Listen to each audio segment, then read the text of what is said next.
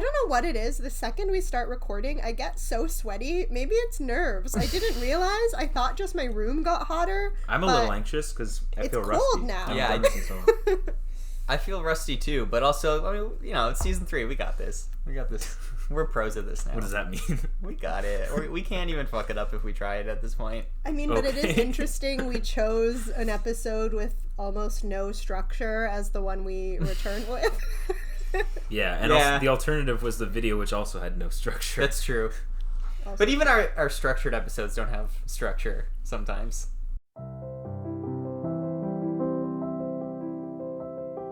What is the feature-length podcast? Anyone? The feature-length podcast is a show where 3 idiots talk about film and entertainment. Good answer. Hey guys, what's up? Hey, are you talking to us? Yeah. I'm talking to the voices in my head. Like, I truly don't know. It felt like a fever dream. I swear to God, I could not. It sounds so stupid hearing that. If you're listening to this is a podcast. Welcome back to the feature-length podcast. Welcome back to the feature-length podcast. Welcome back to the feature-length podcast, a podcast where we talk about movies and TV for a feature length of time. Hey everyone, welcome back to the feature-length podcast. Welcome to season 3.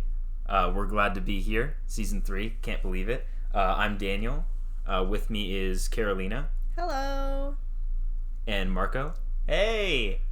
Today, for this very special season premiere, we decided to explore film tropes that annoy us. And what we mean by that is, just in case you're unfamiliar with the term, a trope is a recurring and very commonly reused concept across multiple unrelated movies, TV shows, whatever. So really all we're going to do today is go around in a circle and read off of a list that each of us prepared of our least favorite recurring film tropes. We all have our lists ready, and I think there's not much more to say. I think we should just jump into it. Once again, thanks for joining us for season 3. Can't believe it. And yeah, shall we begin? Let's do it. Who wants to start off? Carol, why don't you start off? Sure, I was gonna say that because ladies first, obviously. Yeah. Although, for some reason, it doesn't look like... Okay, no, we're good. I couldn't see my waveform moving when I was talking, and I was like, wait. Oh, okay. Yeah, I'll go first, because ladies first. Can we keep that pause in? It was to have a clean cut, obviously. It's too late. I acknowledged it, so now we can't do anything about it. Go ahead. Well, I'm never pausing again. So my first trope is classic one in horror films when characters go downstairs or go somewhere alone. And it's obviously a bad idea, and it makes no sense, and they're gonna get hurt. Like, they hear a noise, weird shit's been happening, and they still go investigate by themselves, unarmed, unprepared. And it ends badly. Surprise, surprise. Always pisses me off. Fun fact, that was basically the central premise of the first student film I ever worked on. It was called Into the Basement, and it was, as the title suggests, it's just about someone investigating a sound in their basement, and it turns out to be their neighbor stalker person. It's nice. It was a very simple, very short film, and that it entirely revolved around that. So amazing. Right out the gate,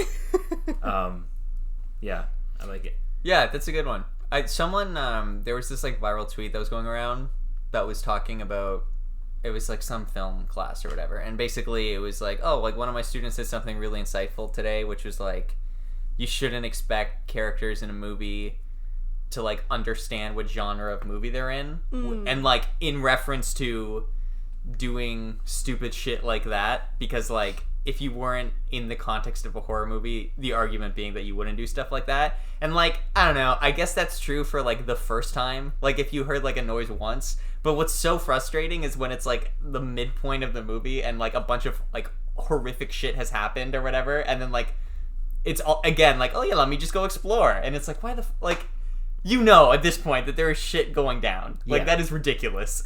And I think the best part of this example is, like, you mentioned basement, but this really extends to any, Like, for example, any of the Friday the 13th deaths, Yeah. where the characters just wander off alone after multiple of their friends have gone missing. Yeah, exactly. Or whatever. Do you remember the wheelchair scene? The wheelchair man, It's all I can yes. think about when we think of Friday Oh, the from part 2? 13th. Yeah. Yeah. Oh, they really Classic. did him dirty. More dirty than the guy whose head got punched off by Jason. And Honestly, landed into I a think, dumpster. Yeah. Yeah. That's fair. But yeah, I totally agree. Like, and I also agree with what you just said, and I'm not just saying this, I was going to bring that tweet up. Oh, really? I You saw actually the tweet heard too? about it, yeah. Or like I saw it, like, I don't think I saw it on Twitter, but like on, like on the somewhere internet. else. But that is a good point, but I also agree with what you said of like, for the first time. Yeah, exactly. Once There's you one experience pass.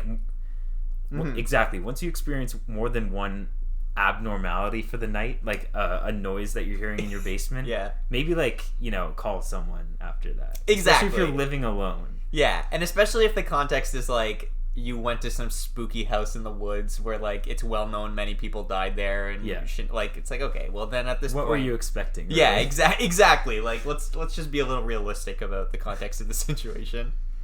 Yeah. So I agree with both of you, is what I'm saying. Nice. That is one agreement for each of us, Carol. We'll keep Are we track. keeping track? Yeah. So my How many motion agreements? passes, or Yes, your motion passes. I'll pass the bill. All right. Do you want to go next or me? Or do we have anything else to say about that one?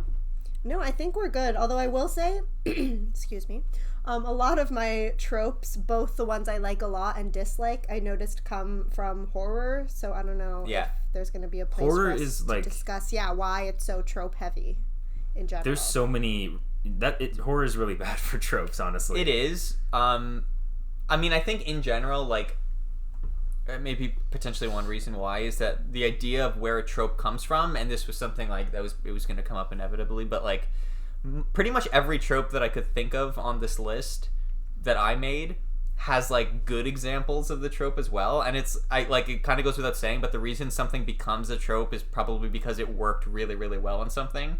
Yeah. And then other people try to mimic it. And so I feel like maybe the reason horror has so much of that is because, like, if there was something that was really horrifying and people responded to, like, it's way easier to try and copy and paste that than actually, like, come up with an inventive, horrifying thing.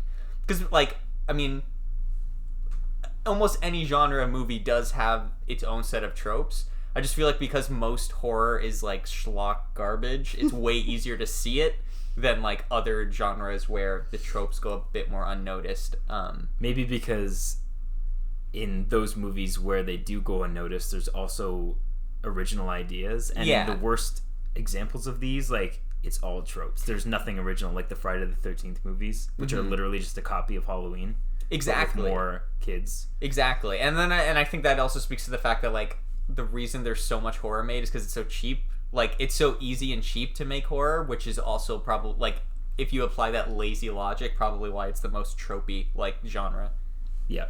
And there's so many, because it's cheaper, you see a lot more independent horror movies Yeah. than, like, most of other, probably everything except drama, right? Yeah, would I imagine. mean, there's no independent anything else. Independent at this action point. movies? Yeah, independent superhero movies. Like, no, that's not a thing. It's. I yeah. think it doesn't make sense to me why horror is the cheapest.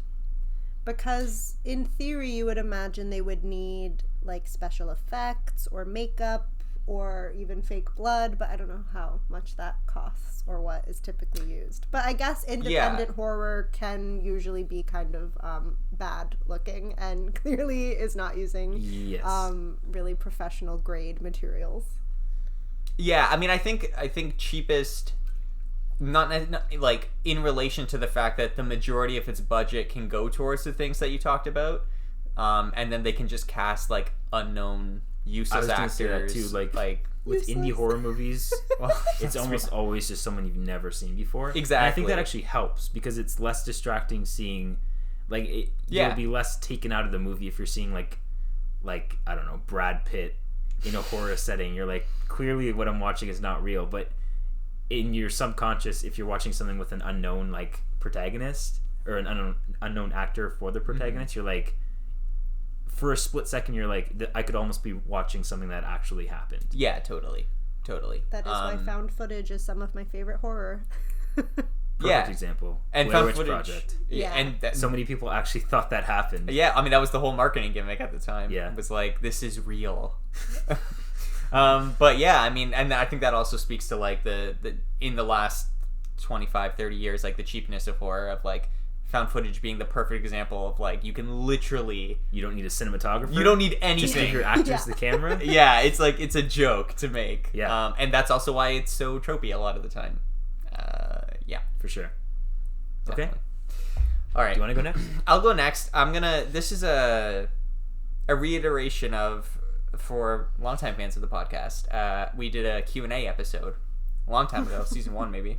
Maybe it was season 2. It was season 1. Season 1. And in that Q&A episode, I brought up this thing, but I'm just going to reiterate it here because it's always my number one. Okay. And it's basically just like any visual reference to Apocalypse Now. Oh. Like, I remember and you there's like discussing this. there's like a couple different ones. The first one being the helicopter shot. Yeah. Like with the sun rising and the helicopter silhouetted. And I just want to be clear, and I said this in that old like podcast Q&A. we made.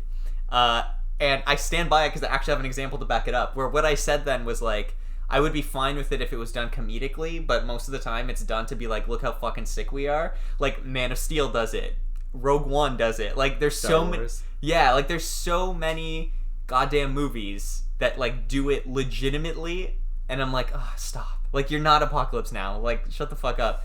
But the thing I'm gonna say now is there's an episode of Bob's Burgers Oh my god. where Bob buys this like drone from a guy and it breaks, and then he goes to confront him, and it turns out this guy is like a asshole in the drone community, and so Bob teams up with a bunch of other guys, and they're all gonna fly drones at this guy's house, and Oh. they do the shot of a bunch of like toy drones flying with like the See, that's a good example. that made me laugh so hard, and I was like, there you go, you did the trope right.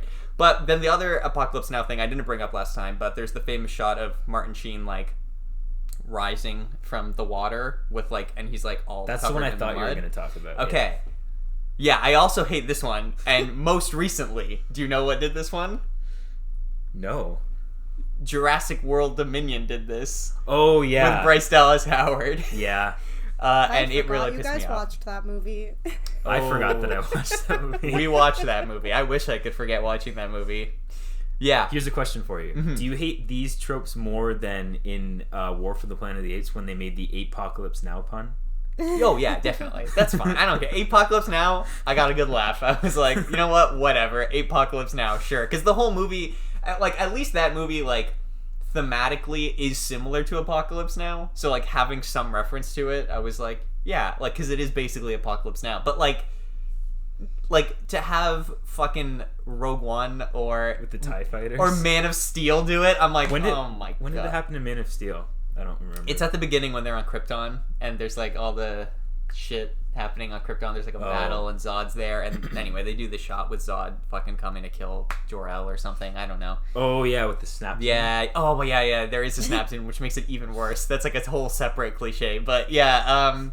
So yeah, just those two things. And then like while we're on the Apocalypse Now topic, I just want to get out a couple of other small ones, which aren't visual references, but I love the smell of napalm in the morning. Like anytime, like I love the smell of insert word here in the morning. Dumb. Like, because it never makes sense. Like, But sometimes someone is genuinely commenting on a smell they enjoy in the morning. see, but like, okay, like again, if done properly, like I would be fine if in Gilmore Girls, Lorelai was like, I love the smell of coffee in the morning. Like, that I would be bet she funny has. because I'm sure, honestly, I'm sure there isn't a scene in Gilmore Girls where that happens, but like, because that character is well established to like coffee, and so that like works in universe because she's also a movie fan and she's always quoting movies, so like that's funny on multiple levels.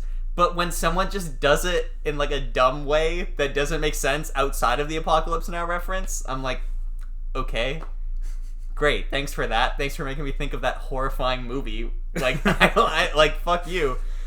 And then also, you know, just Fortunate Son playing Yeah. anytime there's any reference to Vietnam. Like, just makes me want to kill myself. I can't. Kong Skull Island. Kong Skull That's the Island first one I thought of. not only plays Fortunate Son, but also The has shop. the Apocalypse Now. So it's both. It's like squared.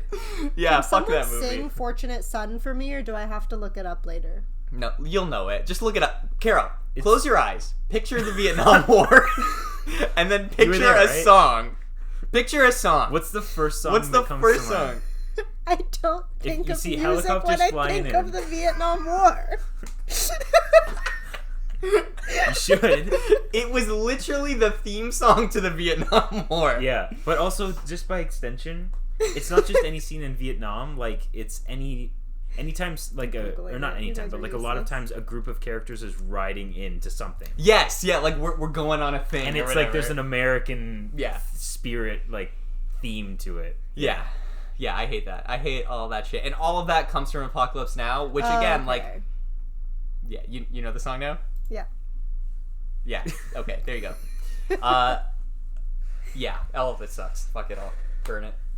Burn it with napalm. Yeah. I love the smell of burning tropes in the morning. I love the smell. We should. Oh, that's going in the description. I love the smell of tropes in the morning. Our whole description should be like various Tropes. like tropes. Yeah, that would be funny. Okay. I'll go next. Yeah. Okay, I guess I'll just go in order here on my list. These aren't in. I don't know if you guys made it in order of like your most favorite to least favorite. And These are nah, just random. I I just did put not. whatever I thought of too. Okay, so the first one I have is an intimidating character with a reputation for being either mean, strict, or generally cold walks up to a meek protagonist character and says, "Hey you," and the meek character looks at them with a worried look, but the mean character looks around to their friends while smiling and says something along the lines of, "I guess you're not so bad after all," or "You're all right in my book," and the audience is subverted and relieved. Yeah. The first example I can think of this happening is in The Hobbit, where Thorin Oakenshield, for the second time in the movie, learns that maybe Bilbo is good after all. Yeah. And useful. And it's really lame every single time it happens. Yeah, and that's all there is to that one, really. It's so funny you brought this up because as a part of just like random shit that I rewatch sometimes, like I've been just watching random episodes of Modern Family lately, and I literally just stumbled across an episode where Cam and Mitch are like, everyone's in Australia and they're trapped on the side of a road, and like this biker gang rides up, and it's literally that where like the leader walks up to them and they're all afraid, but then he's like super chill and just like chatting with them and stuff, and it's like, okay. Not your best work, Modern Family. A pretty funny show that holds up, but like that is not your best comedic work. Yeah, so I that was literally the first one that came to mind because it's one of my least favorite tropes. Yeah, it sucks. That does remind me of just generally any like mean, angry character, even in a romantic sense, falling in love with like some nerdy girl. And unfortunately, the first that's example an of extension that of it too. that comes to mind is Pride and Prejudice, which I do love. So maybe I don't hate that trope. But I haven't seen it's it. not always. You haven't Yeah. seen it or read it or anything. I just No. watched it. Don't. No, You don't need to watch don't. I'm getting conflicting reports here. it. It's pretty bad. I'm sorry. Watch the Carol. miniseries, No. It's not fine. the movie. Yeah, I've heard the miniseries is bad. I also think I think we talked about this. I think the biggest thing for me is just like I was just expecting something to happen, but because it's based on a book from way back when, just them like saying they love each other was like the big climax? Yeah, I was like, what? Like, what is like They're the like, scandal? "Can't have Where's the sex." intrigue? No, I know, but that's what I was like. It's a rom-com. That's not a com. It's a Wrong. it's a romance story. So I was expecting something a bit more than like vague looks at each other and whatnot. But you know, I get it. Like once I had that context explained to me, I was like, okay. But at the time, I was kind of like, huh. Yeah, that's your fault going into it with That the is my wrong fault. expectations. Mr. Darcy. But also, like, I will say, Mr. Darcy,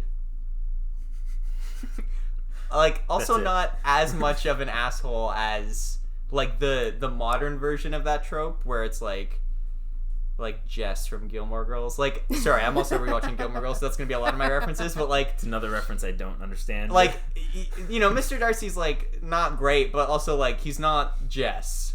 You know what I mean? He's not, like, the typical tough guy asshole. He's more of just, like, a, oh, like, nobody understands me emo, like, guy. But he kind of. does say mean things about characters.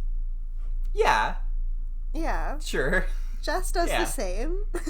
I think, you know what I think? I think the difference for me is that, and I know we're talking about two characters that Dan has no context for either, so I apologize. Someone will understand. Yeah, who's someone will listening. get this. I think the difference for me is, like, when I think of that trope in particular, I'm normally thinking of, like, a traditionally, like, masculine, tough guy, whereas Mr. Darcy's more, like, cruel, if that makes sense, but he's not, like masculine, like, Yeah. tough.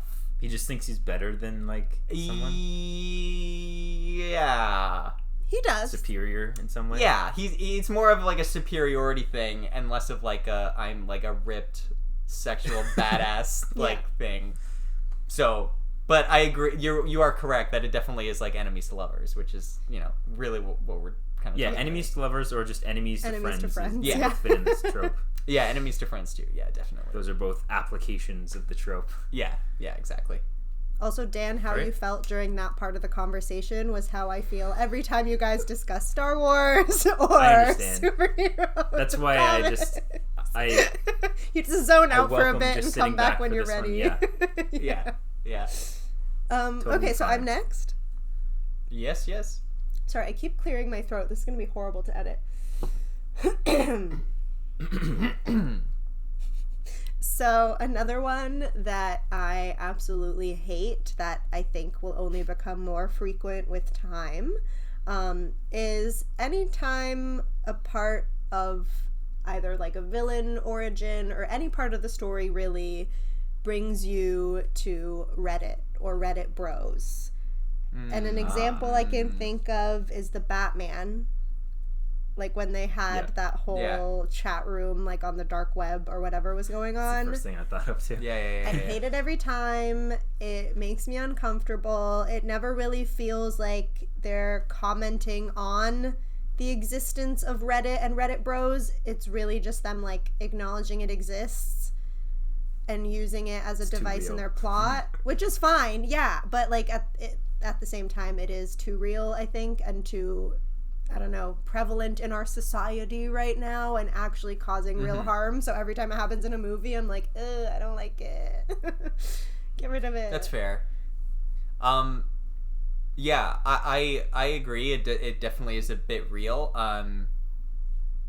I think like also part of it to what you're saying about not really feel like it's commenting on, but just pointing out, like it's done in a very like simplistic way a lot of the time, which is like that's where I get a bit frustrated with it. I think Batman does a better job of it than the other thing you're referencing, which, sorry Dan, but I'm also not going to say because it's something you'll probably end up watching. Oh, And I don't even want to say what the thing is because it's a plot twist Stop in that talking. thing.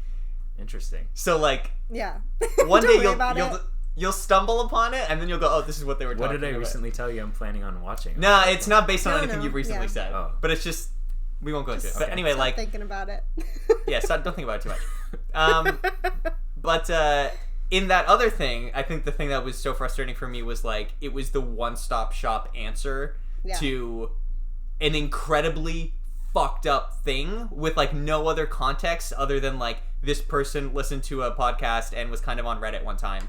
And I was like, okay, but that's not really like exploring any idea. It's kind of just like a really simplistic way of getting that point across. Whereas at least in the Batman, as to your point, Carol, like obviously it's still being too real applies, but at least there was some semblance of like understanding the social construct of like Gotham City and like how those people could find each other and what that means in like a community setting, which I think works a bit better narratively. But yeah, like I also think like this could potentially be expanded upon into a larger trope that we could potentially all agree with, which is just like stuff in movies that's so real that it takes you out of the experience of watching the movie. Like For the genre it's in? for the genre it's in, or even just like remember in the Raimi movies where they would just like casually reference like Superman or whatever, and like you talked about how weird it is that like comics exist in this comic book universe, and it like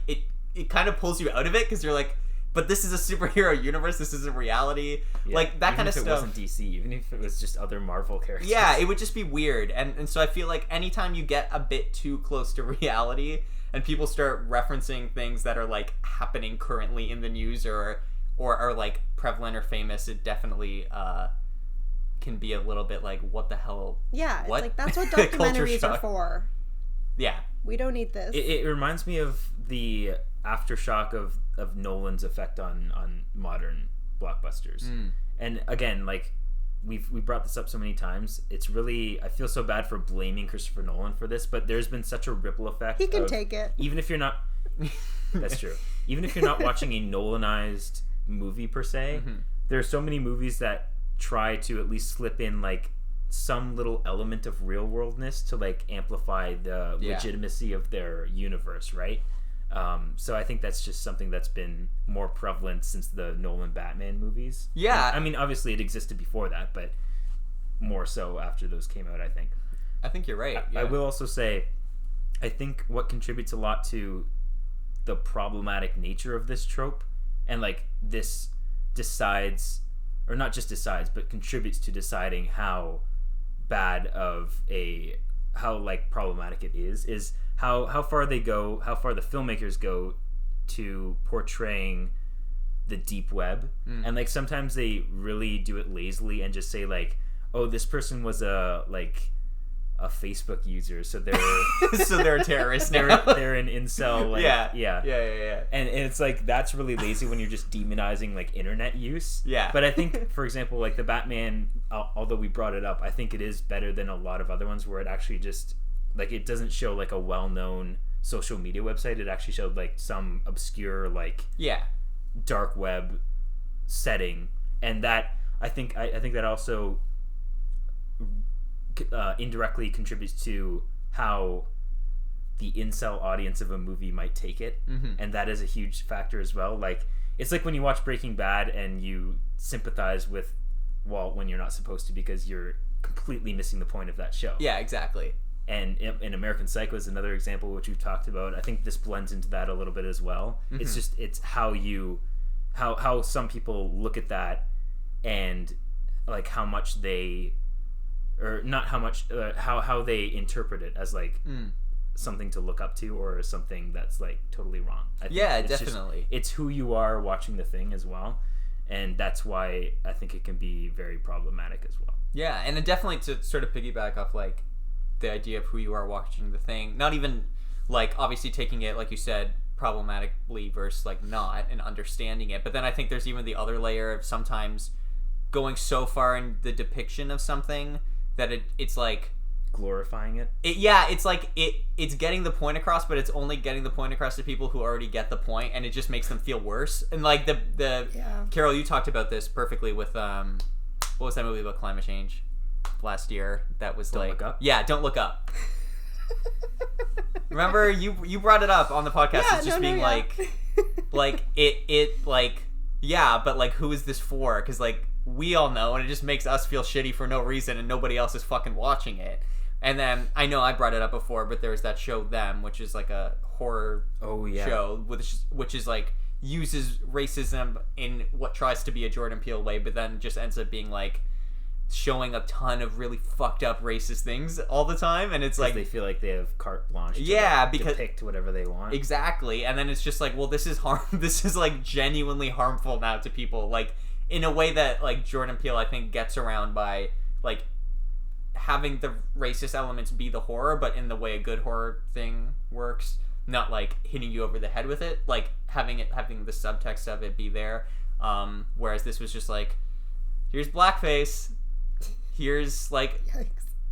literal, like, trying to kill black people, like, because they're black, and then here's also, like, there's murdering nothing a clever baby. about it. No, Like, there's just, no. here it is. Yeah, It's you're like just a slideshow. showing the thing and, like, trying to use that to be, like, criticism, and it's not. Which is also, I think, an extension of, like, what we're talking about, like, the uncomfortableness of bringing things where it can be taken the wrong way, or even if it's taken the right way, it can be, like, painful. Which, yeah, is definitely prevalent. And I think you're right. I think a lot of this, unfortunately, is Christopher Nolan's fault. But I mean, what are you gonna do? Like, Christopher Nolan is a good filmmaker that knows how to, like, blend those real world elements. in a convincing way, and But he's clever about it. he's clever, and then also I think there is just like such like a diminishing sense of media literacy where like people need things to be like real life because they just don't know how to like Imagine. like they literally cannot emote or connect with or empathize with or like connect to something that is not literally the thing that they understand from real life, which sucks. Like it really fucking sucks. Just calling out like, people with zero empathy. Yeah, like zero empathy And zero open-mindedness zero as well. like, just and it's unfortunately like more and more people that literally just need the thing to be the thing that they know in film or whatever, not even film but books, music, fucking whatever, Anything. Politics. Otherwise it's like they can't break that barrier of like trying to Explore understand, new you know what I things. mean? Like, hey, I don't get this, but like maybe that's on me to do a little bit of legwork and like figure it out, and maybe figuring it out is like the point of it and like is what makes it good art. Nope. Maybe it's about the journey and not the destination. Yeah. Oh my god. Exactly. That is a trope. It's a tropey line of dialogue. It's going in the description. Yeah. This podcast I'm is all writing about all of this the down. destination. Nice. Okay, so Carol, that- you have any final thoughts on that one? No, that was it. I just hate Reddit. I hate thinking about Okay. its existence. I hate thinking I about also the hate dark Reddit, parts of the honestly. internet. That's all. That's fair. The only thing I use Reddit for is like really specific software problems if I sometimes need an that's- answer. That's a good place to go. Other than that, it is a toxic, awful place. The only time I'm ever on for Reddit very is if niche things, I do Yes. use it, but I Yes. look at the answer Yeah. and I'm out. Exactly. the only thing I've ever gone on Reddit for is for Minecraft crafting recipes or There you similar go. things. There you go. Just like Hilarious. wholesome nerd things and not Yeah. how do we overthrow. How do you build a bomb? Yeah, how do you build a bomb? How do you overthrow the government? All right. Okay, next. Next, on a more fun note. So speaking about the downfall of society and Reddit, my next trope is and I have ragged on this so many times. There's a big storm coming trope. Oh yeah. Which I fucking. How does that have to do with Reddit? Well, just because, like, you know, society, like, there's a big storm coming, you know? Society's not going to be the same downward anymore. spiral of society due to Yeah, Reddit the is downward storm. Yes, that's the big storm that's coming. Oh, the metaphorical storm. Exactly. Yeah, I fucking hate this. And listen, like, as far back as goddamn Shakespeare, like, the use of setting is obviously like an important metaphor for what's going on in the story. I get it. I'm not dumb. I have pretty good media literacy. I'm totally cool with there being a big storm while there's an emotional turmoil. I just don't need a character to look at the camera and say there's a big storm coming, okay? Please, stop. Fucking stop. I hate it. It's the worst. It adds nothing. Just show the storm, and we're fine. I don't want to spoil anything because I want you, obviously, eventually you guys both to watch The West Wing. But my favorite West Wing episode has a gigantic storm be the backdrop to what's happening in this episode. And it is very obviously a metaphor for what's happening in this episode. And the storm itself gets intertwined into the plot of the episode. So it doesn't even function just as a metaphor, but it literally matters to the story. But, like, nobody turns and faces the camera and says there's a big storm coming because Aaron Sorkin is, like, a actual writer. And so he just, like, uses the storm in the story, and you just get it because you have a brain. And so... And we were all taught this that's in, like, it. 9th grade English. There's, yes. like, a word for Yeah. it. I don't remember what it Pathetic is, fallacy. but... Pathetic fallacy. Ah, haha, yes, It's exactly when the that. weather or environment reflects the theme. Yeah. Yes. That's all it is. You don't need a diegetic line of dialogue. to explain. Yeah. Yeah. Yeah.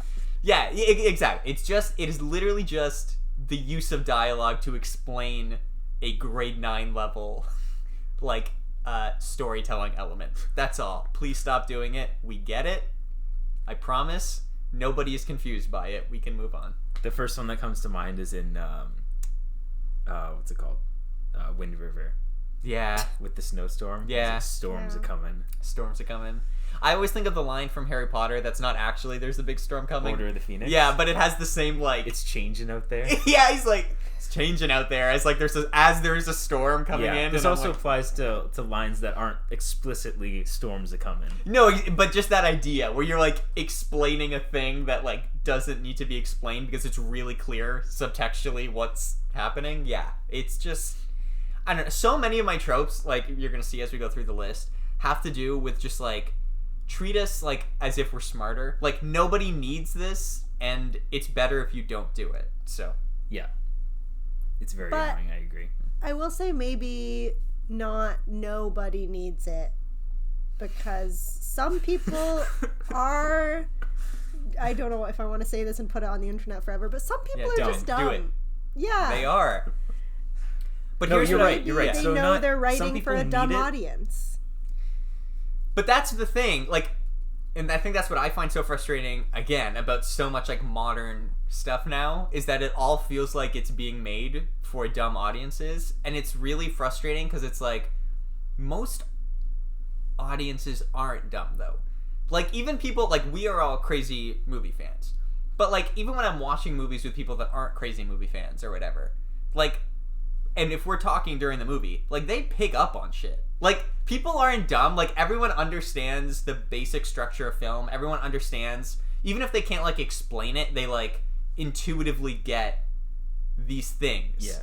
And so I feel like unless we are talking about the, like, lowest level of society dumb, to have to say there's a big storm coming, like, and if we are talking about those people, maybe it's okay that those people don't get it. Like, we don't need to... Leave them behind. We don't need to cater to everyone, and I think that's the thing. Like, just fucking make the best version of the thing you want to make, and if people don't get it, then so be it. Look, we've sat here, the three of us, and shat on things before, and I am sure that like the creators of those things would be like, you guys completely missed it, and I am happy to be like, sure, Yeah. that's fine. For like 90% of probably what we've talked about. Yeah, like I am totally fine to like take that onto myself and to understand that like maybe I'm not the smartest person in the Yes. room and I missed something. Okay, that doesn't mean I want you to make it like for me, only for me. Fucking make the thing you want to make it good. And like if I don't get it, I don't get it. And so much of the time, the three of us have also said, hey, like this didn't really resonate with us, but it's obviously good and made with intent as well. And I feel like that's normally the reaction. And so, you know, just fucking don't worry about it. And you know what I think? I think what really helps with not needing that line, that explicit line of dialogue, and what also ties back into the theme of this episode is the fact that it is a trope, and people have seen it so many times. Yeah. You know, once it starts raining, what that means in a movie. Yeah. You don't need someone to say it because we've seen it 100 times. Exactly. And I think that is a good example of, like your trope on your list was the line explicitly, but I think the trope of just having that weather, we're just talking about the storm, and not having the line is an example of a perfectly harmless trope. Yeah. That really just helps any movie it's in, especially because it's just a dialogueless way to express a theme in your movie that Totally. 99% of your audience will immediately recognize. Yeah. Yeah, exactly. That's exactly it. It's just like, just treat us with some respect. Yeah. You know, everyone, most people will figure it out, or their friend will explain it to them. After Yeah, the like movie. people see movies in groups too. You got to think at least one person in that group will be smart enough to understand what's going on. yeah, exactly. Someone will be like, no, it was raining because it's a metaphor, or because whatever. Things are bad right now. Things are. Remember how the character's like best friend just died? Like that's why it was raining. Oh, I got it. All right, we can move on. Okay. All right. Which one are we gonna do next? Oh yes. Okay. All right. So my next one is building tension leading up to someone, whether it's an antagonist, a stranger, or some unknown threat that you don't see on screen, about to enter a room, by either showing a shadowy figure or a spooky sound approaching. And cutting to a scared character's reaction, then cutting back to a non-threatening character entering and saying a lighthearted quip, one-liner, or otherwise humorously subversive line. Which I think also actually kind of ties into the first one you said, Carolina, which is your exploring the basement thing. Sometimes that happens back to back. Yeah. I'm so glad you said this. Like, because I was trying to think of, like, how to explain this one, and then I just kind of gave up, and I was like, maybe someone else will put it. So you almost had this one on your Yes, list? and do you know what made me think of this? What? The goddamn Mario trailer. When the penguins first walk out, and it's like this really like badass moment, and then like they start throwing the balls, and it's just hitting off Bowser or whatever, and it's like, yeah, that is an example. It's not like the exact thing, because like you see them, but it's just the idea of like you're building up this like thing, and then it's like, oh, subverted. It's all for a joke. It's all for a joke. Yeah. Or like anytime like, I don't know. I didn't think of an exact example for this one. It's just something I've seen 100 times that, like, I don't know. It happens a lot in like Marvel movies. It's a very Marvel thing to do. I was gonna say it's in DreamWorks, like the Shrek movies. I feel like I've done it more than once. It's very James Gunn. Like the Guardians specifically. Like he loves, and once you like notice it, it's really hard to watch those movies and not see it. Like James Gunn fucking loves like setting up a overly serious moment and then undercutting it with something ridiculous. And like I think it obviously can work. One of my all-time favorite Marvel moments is from Guardians 2 when Nebula it's like a close-up on Nebula, and she's like, I'm gonna take this ship and I'm gonna hunt down my sister, and after I kill my sister I'm gonna hunt down Thanos and I'm gonna kill him limb from limb. And there's like this big swelling of music and she's being really overly dramatic, and then it cuts to Sean Gunn and he's just like, yeah, okay, sure, no problem. And like that works for me because Nebula is the outlier in that movie. Is the outlier and is always this like super dramatic character. So like that kind of works. But yeah, I mean it is such a Marvel humor trope to like set a thing up and then immediately undercut it and be like, psych, it doesn't matter. Okay. Yeah, and I guess that just kind of extends to even like, this is a specific example that I said, but it just even extends to like what Marvel does in general of like taking a a relatively serious situation and just feeling the need to undercut it because it thinks that it's being too dark for its audience when it's really not. Yeah. And that also, I guess, kind of connects to the last one we were talking about of like just treat your audience with respect. Have enough confidence in your audience to understand the material it's experiencing, and just like have confidence in what you want to put out. But like we're talking about Disney here, which is I was gonna say for corporations in the world, which is never gonna fucking happen. Yeah, for Marvel specifically now, it seems like they're also just trying to cater everything to a younger and younger audience with this like new generation of films and stuff. So that would be kind of hard to change because they can't keep it as dark, as we might want things as adults, because kids will just get scared. Yeah, and a good example of like, I think a couple days ago they just released that special Werewolf by Night, which is apparently one of the more spookier Marvel things in a while. And for those listening, I did air quotes because I haven't seen it. I don't know like exactly how much it's going to lead into the horror. I didn't know that was a Marvel thing. It is. It's a Halloween special. Yeah, it's on Disney Plus. And I'm going to check it out for sure because it's getting pretty good reviews. Yeah. So I'm glad that it's because it's for Halloween, but I'm glad they at least for once tried something, a little bit different. But for the most part, this trope applies to like 90% of Phase 4. Yeah. And also like pre-Phase 4, but it's even worse, I feel like, in Phase 4. Yeah, I think so. I think it's just like, you know what I think it is? I think Phase 1 to 3. So Phase 1, right? Not to go on a whole Marvel tangent. This won't take long. But Phase 1, right? So we were the prime audience for that. Mm-hmm. Like Iron Man 1 came out, we were the perfect age to like enjoy a cool Iron Man movie. Yeah. And for the next two phases, all the way up to the finale of Endgame, they had us in mind as still the core audience, even though we were growing up. So they catered it to our age as we grew. But I feel like with Phase 4 being the new Phase 1, they reverted back to like the age people were when Iron Man 1 came out. Like that's probably their new core audience again. It's like a cycle, right? Which is why maybe we're not vibing as much with the new stuff as we did with the prime of the MCU. Yeah, I mean, I get that. I also just think too that there is like it's so weird because like if you want to do like family friendly comedy like young kids can enjoy, then just do that. Like, because right now it's sort of like it's like it serves no one, because I do think they are trying to like go for the younger audience like you guys are saying, but at the same time like they're not committing to it in the way of like actually going for the younger audience and like making something that is made for kids. It's like it's almost like they're trying to do the Pixar thing, but they're just so inept at it, like they can't do it, where they're trying to be like, no, this is for kids, but like also actually as an adult who've liked the first 3 phases, you'll also like this. But it's like, no, like we fails don't at both of those. Yeah, it's like you're Yeah. failing at both. Like I would rather you just make the kids thing and then make the adult thing. Like we talked about, like you had mentioned how like Miss Marvel felt. I was pointing to Dan when I said you Dan had mentioned that Miss Marvel felt a little bit like Disney Channel original movie.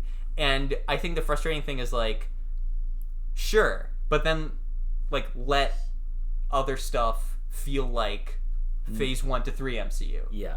Don't make it like they're trying to diversify, but Yeah. they're not diversifying the content. They're just diversifying the characters and the amount of content they're making. Correct. It's all middling. It's all like on just a scale of how Disney Channel original is it, as opposed to being like, no, like we will make Disney Channel shit and then we will also make actual like stuff that people relate to. Yeah. But it's so funny. Like this is a bit of a tangent, but you know what? Tangent of a tangent. It's fine. It's the Robin fallacy, which is the idea.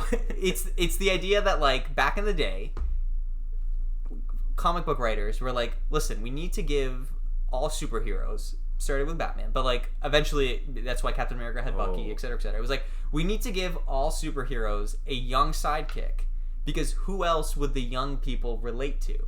Like they don't want to read about a 30-year-old man. They want to read about, but then like it's just so ironic because as a young person, you're not consuming Batman because you're enamored with the idea of Robin. You're consuming Batman because it's like the fantasy of like what you could, not what you actually could be as an adult, but like the fantasy of adulthood, like in a superhero setting. Like nobody is reading, young kids aren't reading comics for the sidekicks. Nobody's like, man, I can't wait to see what fucking Robin's up to this week. And that's not saying that Robin can't be an important character in Batman, but it's just saying like, it's such a fallacy that young people want content that is like G-rated and for them. But like everyone that makes content thinks that's true. But then if you think about us being kids, like what did we all watch when we were kids? Yeah, like Disney Channel original movies. No. Definitely watch Disney Channel original movies, but also like, yeah, but like I grew up on Seinfeld and you know what I mean? Like we all playing Grand Theft Auto and yeah, I was like not interested in like I don't know, SpongeBob. Well, that's a horrible example. I was gonna say we all SpongeBob love games. I SpongeBob. cut myself off. I like SpongeBob the show always, Yeah. even now. Yeah, it's that's world class. That's yeah. an exception. But like I don't know. I don't know why that's the first thing I thought of. You know what I mean. I You also get what think though, like Carol, to your point, like Disney Channel original movies, but also so like if you think about the stuff that you liked in those Disney Channel, it was always like this stuff of like punching above. So like when I was a younger kid, I liked watching the stuff about teenagers, like doing teenager things in high school, etc. And then when you're a teenager, you like watching stuff about young adults and etc., etc. Like it's almost like the wish fulfillment of like what your future life could be, as opposed to I just feel like it's like us being the age that we were when we discovered Iron Man. Like we in 6th grade liked Iron Man. We liked Dark Knight. We like that shit. So the idea that the MCU is now like those people are aged out, and in order to get the new people, we need to like dumb it down further, is I think it's just the same fallacy of like you're just not understanding what young people actually want to see. Like they want wish fulfillment, and there is no shortage of bullshit stuff that people that want to feel like kids can watch to feel like kids. And it's frustrating. And then again, like if you want to diversify the content, diversify it, but then actually diversify it. When's that X-Men show coming out, guys? Yeah. Come on. Get on it. 2026 probably or something. Oh Jesus. I don't know. I don't care anymore. There's too much. There's just too much, and it's all the same, and it's not very good. I can't believe we got to this point. It's so unfortunate. I used to like punch people in the face that would say this shit when they'd be like, "Oh man, 3 MCU movies a year, they're all the same." And I'd be like, "No, man, you don't get it. Like, Thor movies are funny, and Iron Man is like this, and Captain America is like that." But now it's like, it actually is all the same. It's like 8 projects a year, and the difference between all of them is decreasing rapidly. Yeah, exactly. They're all just nonsense. Yeah. Oh well. Carol, I believe you're up next. Is it? I totally lost Yeah. whose turn it was on. That was Dan's trope. We went about 16 tangents deep there, but Okay. So now,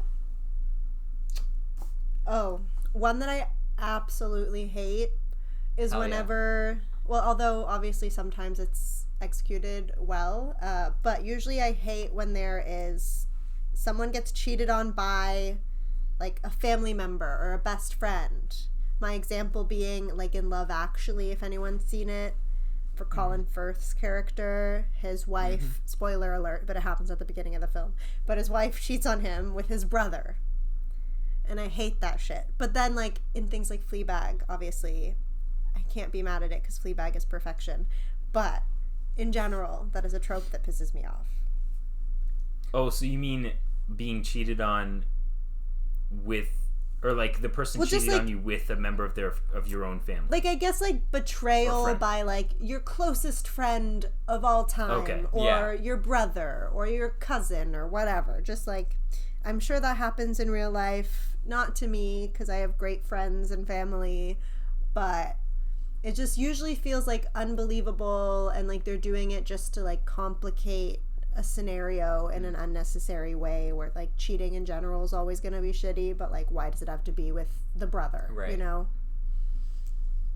right, like it's just Cheating is It's like, bad how enough does this already. happen? Yeah, there's like a saying like putting a hat on a hat. Like, it's already a hat. Like, it's already fucked up. Like, why do you need to also make it, like... Yeah, exactly. I agree. I can see that. I can totally see that. It does... I think you're right. Like, the Fleabag one, like, probably works the best out of all the ones that are sort of coming to mind right now. Because she cheated... Or she slept with her roommate's boyfriend before she died, right? Yes. Her yes. best friend's boyfriend, Okay. yeah. Yeah, but also, I think the reason... Her best friend, yeah. That one works well is because, like...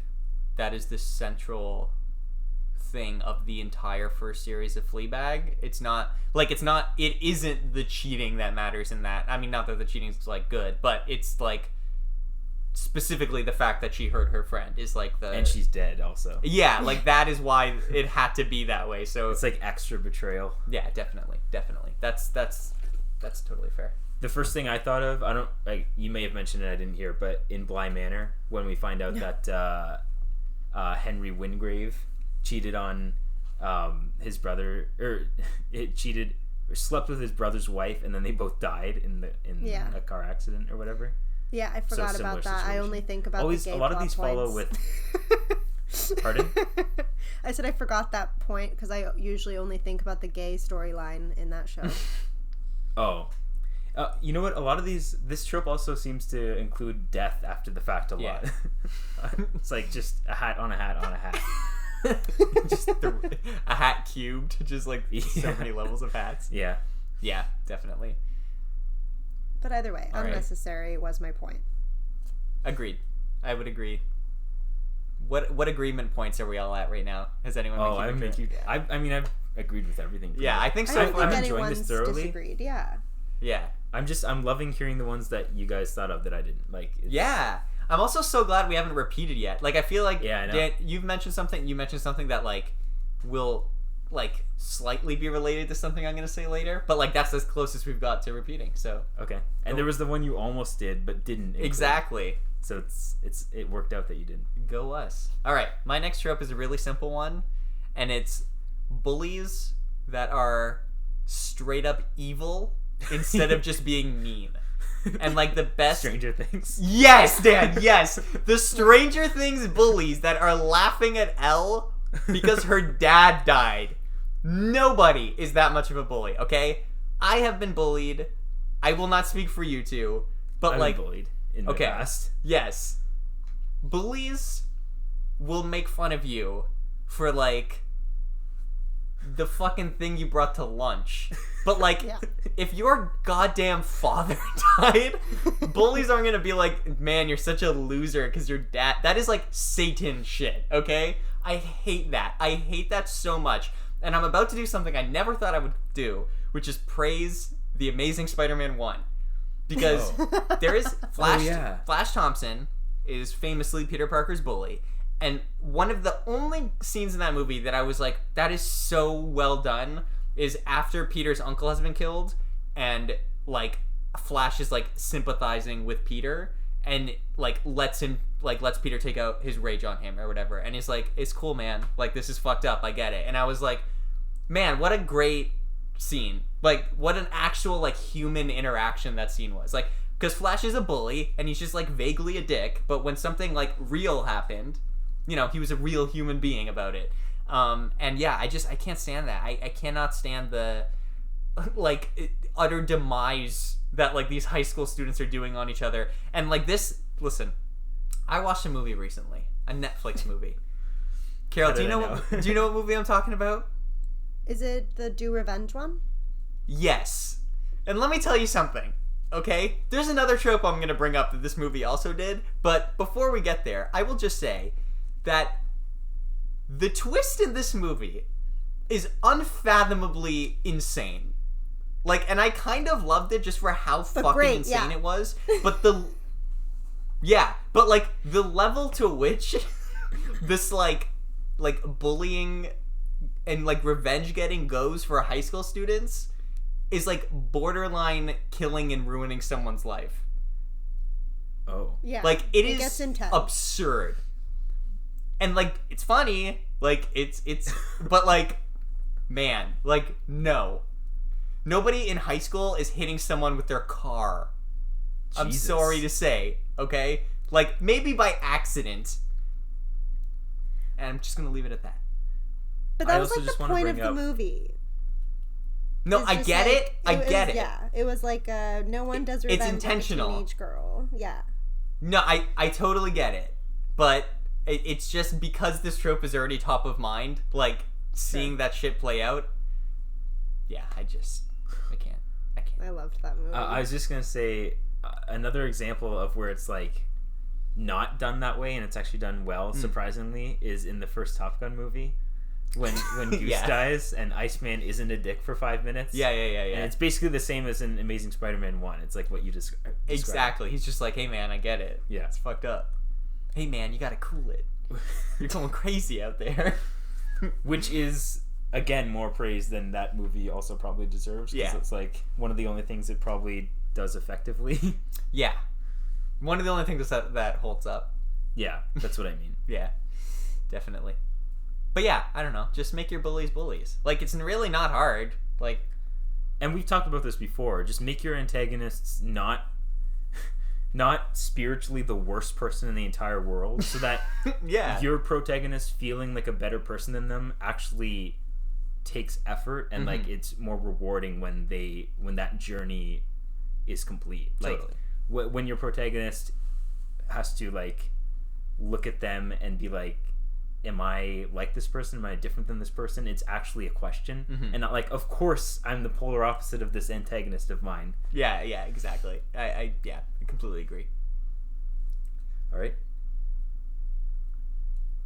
Okay, so I think this is a good time for me to go into... I have one on here that's like 3 parts, but they're all really the same thing, just variants of each other. So Nice. I'm going to do those 3 Okay. now, okay? So, and these all have to do with movie titles. Nothing to do with plot or characters. Okay. Just titles. Interesting. So the first part of this 3-part thing is when the title of a movie or show is the blank, as a way of being pretentiously vague because art. And I have Okay. examples here for all of these 3 parts. Okay.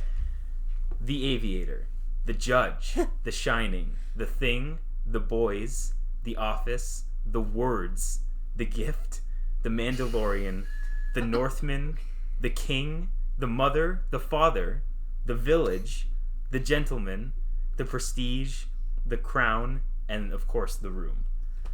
Okay? Next part. Similarly, when the title of a movie or show is The Good Blank, And there's a surprising amount of examples for this as well.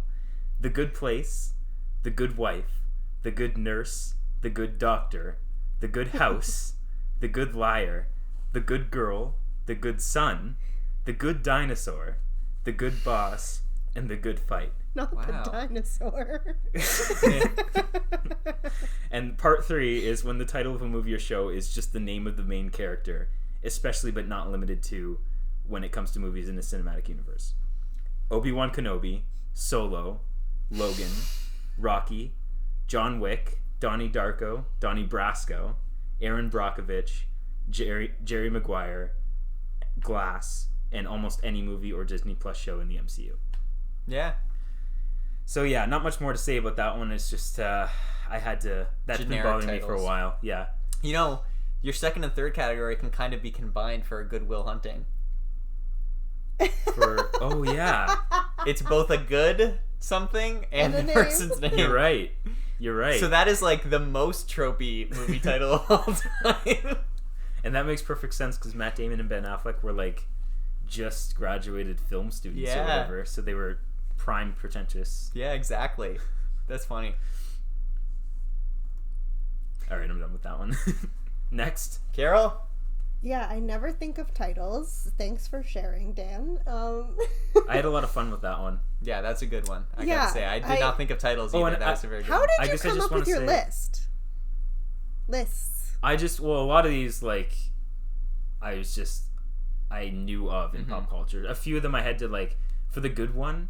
I just went on IMDb and I searched the good, and then I went through every letter of the alphabet to see how many. And these are just ones that are like Well known. Yeah, there are so Yeah. many more that like are just more obscure or whatever. Yeah. And I also just want to say like it doesn't say anything about the quality of these things. Like the quality varies based on how good the actual thing is. Like, I've heard The Good Place is a really good show, so like no shade to that show, but You've never seen it? no. Whoa. I've also heard it's very good. Maddie watched it. Wait, Maddie Marco, really liked you it. My also parents really liked haven't it. seen it? Yeah, I didn't watch it. Interesting. I watched one episode with Maddie and I like couldn't get into it, but also like it was just a random episode. So like obviously I couldn't get into it Oh. because it's like a show, and it was like, hey, here's an episode, and I was like, yeah, okay, well I don't know what's going on, so I would have to restart. Oh my gosh. So maybe one Okay. day, but I don't really know where to go from here. Because now I kind of have gotten into just like a list of annoying character tropes, because I know that's a broad category. Yeah, that's but I fine. have a few in general that annoy me, such as like the girl next door, or the ugly girl who gets a makeover by taking glasses Yeah. off, or like the fat friend, or like Marco, even you alluded to, like the Robin thing, a trusty sidekick idea. Obviously, just in life, sometimes you do have like a girl who lives next door to you and happens to be nice and pretty, and other tropes could come to life, but in general they are lazy and overused and annoying, and some are just flat out offensive, and I think that we can do better at this point, you know, like with billions and billions of people in the world, how are we still writing the same like 10 trope characters and having that make up a friend group at this point? It's 2022, people. Yeah, I didn't hear if you said. Sorry, I also got a work text, so I was distracted for the first like sentence of your trope. I caught on Sure. to what the trope is, but I don't know if you mentioned like token black characters, which is just completely outdated by this Yeah. yeah, point. that too. Which I guess technically falls into this. It's Yeah. I guess the I didn't most say like the harmful example of racist it. ones, but yeah. Yeah, Same yeah, yeah, idea. yeah. Those Yeah. two. I will add to this, like, I don't even remember if I wrote this down, but like when a person shows up somewhere new, whether it's school or work, and it's like the trope of like the different groups of people that are all exactly one thing, which I think the 21 Jump Street movies parody very well, where they're like, these are the this kids and those are the that kids, and like, Oh. the fuck are those things? Like in Twilight. Yeah, like where it's like those are the people that like all only play sports and that's it, and those are the people that are all exactly goth people and that's it, and Or it's Mean like Girls. okay, what, or Mean Girls, And again, like, if it's done comedically, like, intentionally making fun of the trope, that's one thing. But when they do it, like, seriously... And then, yeah, when that breaks down into, like, group dynamics, where it's like, this is the friend that is into this thing, and this is the friend that's into that thing. And, like, these two people would never be friends in real life because there is literally not one similarity between them, but for some reason they're in the same friendship group because we need, like, diversity of character tropes. Yeah, you know what I mean? Too many similar characters is boring. Exactly. So it's like, yeah, this person that's into emo punk rock would definitely be in the same friendship group with someone that listens to Taylor Swift. And like, but that's their only personality traits, and they never talk about anything else the whole movie. Okay. Yeah, Cool. It's like the high school friend equivalent of a heist group where every person has their specialization. Yeah, but they're just useless specializations. Yeah, exactly. They're all good for one thing only, for the job. Yeah. That's the only reason they're there. See, I love that trope when it's a heist group, though. Because Yeah, for some I mean, reason... it's different when it's an actual heist movie. It's so fun Well, to then be it like, makes this is like sense. the expert at this thing. Yeah, like it's cool there, but when it's just random character like things that don't matter, yeah, it gets frustrating very quickly. I concur with that. Another point for All right. me. Another point for Kiro. All right, my next trope. One that, yes, can be used effectively, I will say. I have to say that. And I may get a little bit of flack for this. But in media res, aka let's go back. You're probably wondering how I got into this situation. Oh, Like, okay. Yeah, I mean, but you can also do an in media res and not flashback. yeah, I think it's more in particular for me, like, The Daredevil one. yes. Or, like, in general, just in comic, I don't know why, like, comic books do this so much, but it's, like, the idea that, because, okay, I'll be honest, yeah, I understand, obviously, a lot of times when you're making a movie, especially maybe a movie that's slower paced, maybe it's an origin, etc., like, why you would want to start the movie with something exciting and then take your time in a lot of the first act. I get that. That's fine. James Bond movies have been doing it since the 60s. There's a big thing up front, and then the fucking movie happens. But I think the difference is... Indiana Jones does as well. I think the differences in those examples are... like, narratively, we're still seeing it chronologically. Like, whatever the adventure was is sort of like the tail end of the last adventure. Like, it doesn't matter. It's just there for pacing reasons to, like, get you in the mood. And then you start off as like, man, that was a fucked up adventure. What's the next adventure we're going on? Like, I'm fine with that. I think for me, it is the Daredevil thing of, like, we're at the end. And it's like, oh, man, it's pretty fucked up that we're here, huh? I bet you're wondering how I got here, and then we have to go all the way back. And I think more often than not, this trope is also accompanied by, like, excessive narration, and, like, that's also frustrating too. When it's like, okay, like, I don't know, at least with, like, I will say, I can't believe I'm about to say this. At least with the Daredevil one, like, it's just Daredevil. Like, he falls from the thing, and it looks like he's dying, and then he's like, oh man, it's fucked. And then, like, you flash back.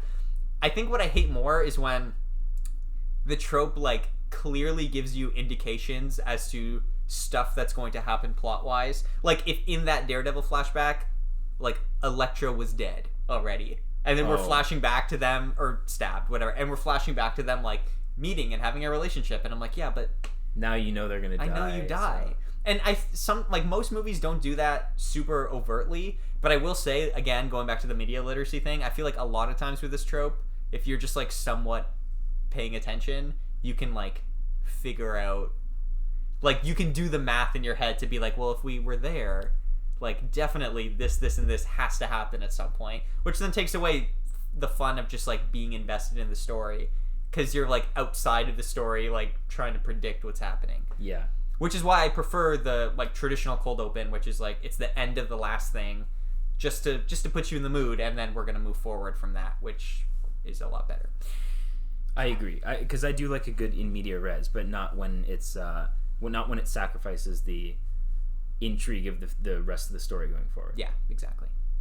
In media res, the res being... It's Latin. I don't know. Yeah. Oh. It's like some Latin term. I don't know Okay. Yeah. what it means, but In Never media mind res. then. I think it's technically pronounced in media re, Is it? but I'm not. That probably makes sense. So Yeah, I don't know. Media res. I've always heard in media res too. But I will also say Yeah. with that trope specifically, it's hard because it's also now like been memeified, and the memes are always great. Oh yeah, so the I memes do are understand fantastic. why Deadpool also heavily relies on it because it's just a movie to be memed basically at this point. But I mean, I don't know if Right. everyone would agree with that. That might be a hot take, but I'd agree with that. No, Deadpool. Deadpool. I mean, like the Deadpool 2 where he dies or almost dies at the beginning. Yeah, he yeah, like yeah. blows his head off. Yeah, no, that's yeah. Deadpool is a meme. Like the character of Deadpool only exists to like make fun of things. So yeah, that's perfect. that's totally Yeah. fine with me. Especially like because in Deadpool 2 it's accompanied by a like Celine Dion James Bond opening sequence, Yeah. which is so funny. Like it's fucking hilarious. So it's also making fun of the James Bond. Yeah, movies that like- do that. So it's clearly like doing the trope like intentionally. It's not just like lazy or we couldn't figure out a better way to get this pacing going, so we're just doing something to like keep you interested.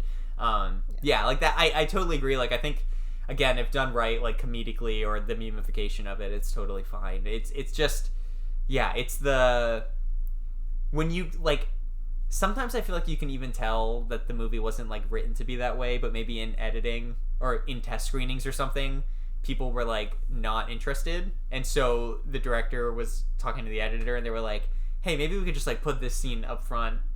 I feel like that's where a lot of the narration comes from. Yeah, to 'Cause like you need to fill in the gaps exactly. that you don't have because the scene was meant to be much later, so you don't have the required information. Yeah. Just throw a narrator in there. Yeah, then it's all fine. It fixes everything. Yeah.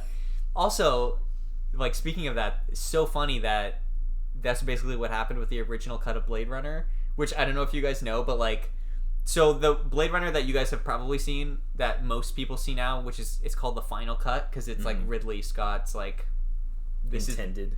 which it's actually not because he added shit, but whatever. But the theatrical cut of Blade Runner had narration Oh. from Harrison Ford, because after they presented the movie, the studio was like, well, if this is like supposed to be a like modernized take on film noir, like a detective story, those movies always had narration, and also it's like it's kind of confusing what's going on, like this is a weird sci-fi world, we don't get it, we're dumb.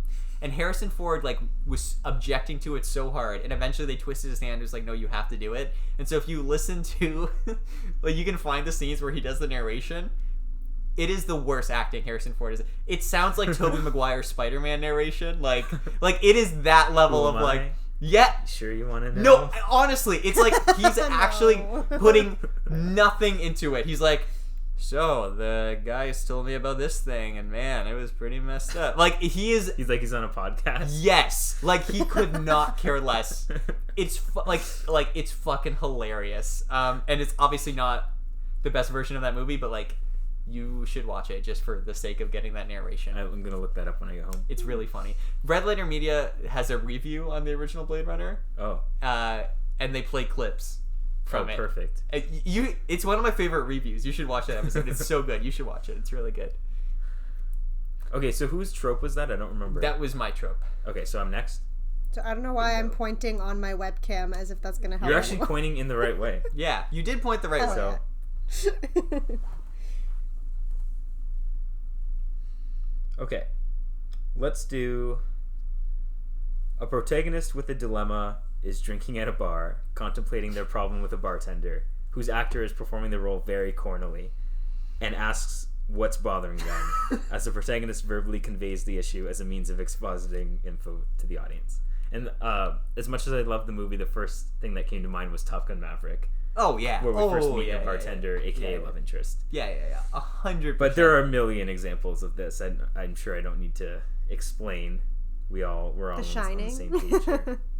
literally The Shining. Yeah. True, but that one has a twist at least because it's a ghost. Yeah. Exactly. So it's also though, I think my favorite like parody of this joke ever is The Office. Is Threat Level Midnight, the Threat Level Midnight episode Oh. where Andy Bernard is playing the bartender and he's doing the like wiping the bar down, Yeah, like cleaning hey, the glass. what's the matter? Like I can tell there's something the matter with you, and like yeah, like the fact that they would think to parody that in Threat Level Midnight, like I think goes to show how like overused this trope is. Like Yeah. it's such a well established thing. It is such a noir thing. I feel like too, Oh yeah, which is what threat level Midnight was trying to be. So And noir / James Bond Yeah. movie. Yeah. Classic Michael Scott. all right. That was it. Carol? Next. Did it happen? One Yeah. question. Did it happen in the detective movie with Adam Brody? Kid Detective? Yeah, I don't know why. There's I a couldn't scene- think of that title. He does talk to a bartender. I don't remember if he's like The talking about a Kid personal Detective? dilemma. Sorry. Yeah, I don't remember either if it happened. I feel like if that movie would have done it, though, they would have, like, parodied it. Because it's a joke about detectives. So, like, Yeah. I can't Yeah. imagine that they, like, actually did it, but I also don't remember a scene that stood out as being, like, hilarious where they parodied it. So, I don't know. I don't think so. Yeah. They should have put that in there. Well, I have another one now. right. Age gap romances in general. Yeah. Thinking mostly about Licorice Pizza because that is the most recent movie I saw with it that pissed me the fuck off. What about Call Me by Your Name? Well. Well, and that too, as we discussed. As we but discussed. that was also a lot of the now uncomfortableness also came from how it was like a cannibal, but Cannibal. the age gap also was an issue. Yeah. Man, there's a lot going Which against one's a that bigger movie. Yeah. issue? It goes but to yeah, show how age good gap that movie is, though. Like, I know they happen, and like a lot of the times if they do happen in movies, they are like demonized appropriately, but sometimes it's just something that doesn't come up, like in Licorice Pizza. And it's just like, yeah, this is how it is, and it's fine, and we're not going to talk about it, and we're just going to date, even though I'm an adult and you're like 16, and this is normal, and this is the ending everyone wants, and I don't get it, and I don't like it. Yeah. Yeah, that's a good one. Yeah, it's a weird, there is, like, every once in a while, there's, like, a weird, like, can I, like Like a weird, can't believe we're still doing this in yeah. 2022. Or even, like, have you guys seen Clueless? Yeah. No. Because, like, that's pretty weird, the ending. Like, I know they're not, like, related, because, like, Paul Rudd is her, like, step brother, technically. Still weird. And also, like, still an age gap. Oh, so it's double. So it's, like, double weird. Squared, sorry. Yeah. And that's like a fucking everyone loves this movie, rom-com, whatever. And like, and I had never seen it, and then when I watched it like 5 years ago, I was like, oh, that's really the ending of this like beloved like rom-com movie, is that she ends up with her stepbrother that's also like way older than her. Okay. Yeah, I don't get it either. It's just weird how it like you said, Carol, like it'll just exist, and we're supposed to like root for it. It's odd. It's very odd. It's such a dated film concept. Like, not that it was ever right, but like obviously you see that a lot more in like the farther back you go in cinema history. Yeah. It's more prevalent. So I can't believe we're still seeing that at all today. Yeah. It's Definitely. Yeah. And then, sorry, I will just say, although like for example in what's it called? Scott Pilgrim. Like that is an element of that, but it's like it's anti that. So that's not what I mean. Like it's like what you said, where it's like it either doesn't make a comment on it, or it's seemingly pro that, or like it's trying to at least still make us root for the protagonist that is involved in this inappropriate relationship. Right. So definitely. And I would also just extend this to like, it's also weird when just in the like the reality, like the actors have a huge age gap that's not addressed. Like that's also strange too. And it's typically when there's like a really old Hollywood star male actor that's still like pretending to be 30 and they're like 50. Tom Cruise, except for in fucking Top Gun Maverick, where they were finally like, we can't do this anymore, so let's cast someone that's actually like also his age, which was appreciated, because I was like, I can't do this anymore.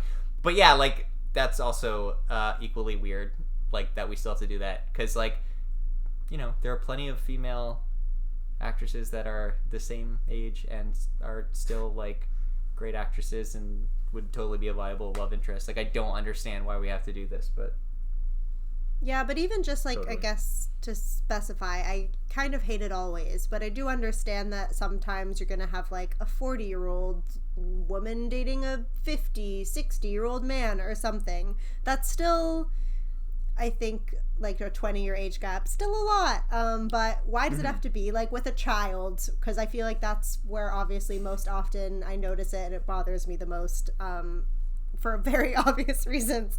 Yeah. But yeah, it's just like, I don't know why. I don't get it. Yeah. Yeah, that's fair. Yeah. Makes sense. All right, guys. This next one is my most conceptual. Because I feel like all the ones after this are just very, like one-liner tropes. I still have quite a bit. Damn. Okay.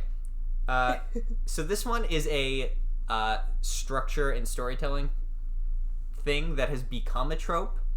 And it's really frustrated me in like the last maybe 5 to 10 years. And also, I noticed it in that movie, Carol, that we were referring to that has the Reddit thing that we can't spoil for Dan. So I'm not going to say the movie's name, but like this was also a thing in that movie. And so the trope is where the entire narrative builds up to a twist, but like the twist is the climax. Like the twist does not result in a change in narrative that there needs to be like a resolution to. Like the twist itself is the climax, but that is such a it's so wrong structurally, because if like you're building to a twist, so it's not a twist. Like it can't be a twist because nothing is making sense, and you're waiting for the thing that's going to explain it, which then defeats the purpose of it being some big like plot twist. Like a plot twist by definition like comes out of nowhere to like change the narrative and contextualize it in a way where you're like, holy shit, what's happening? So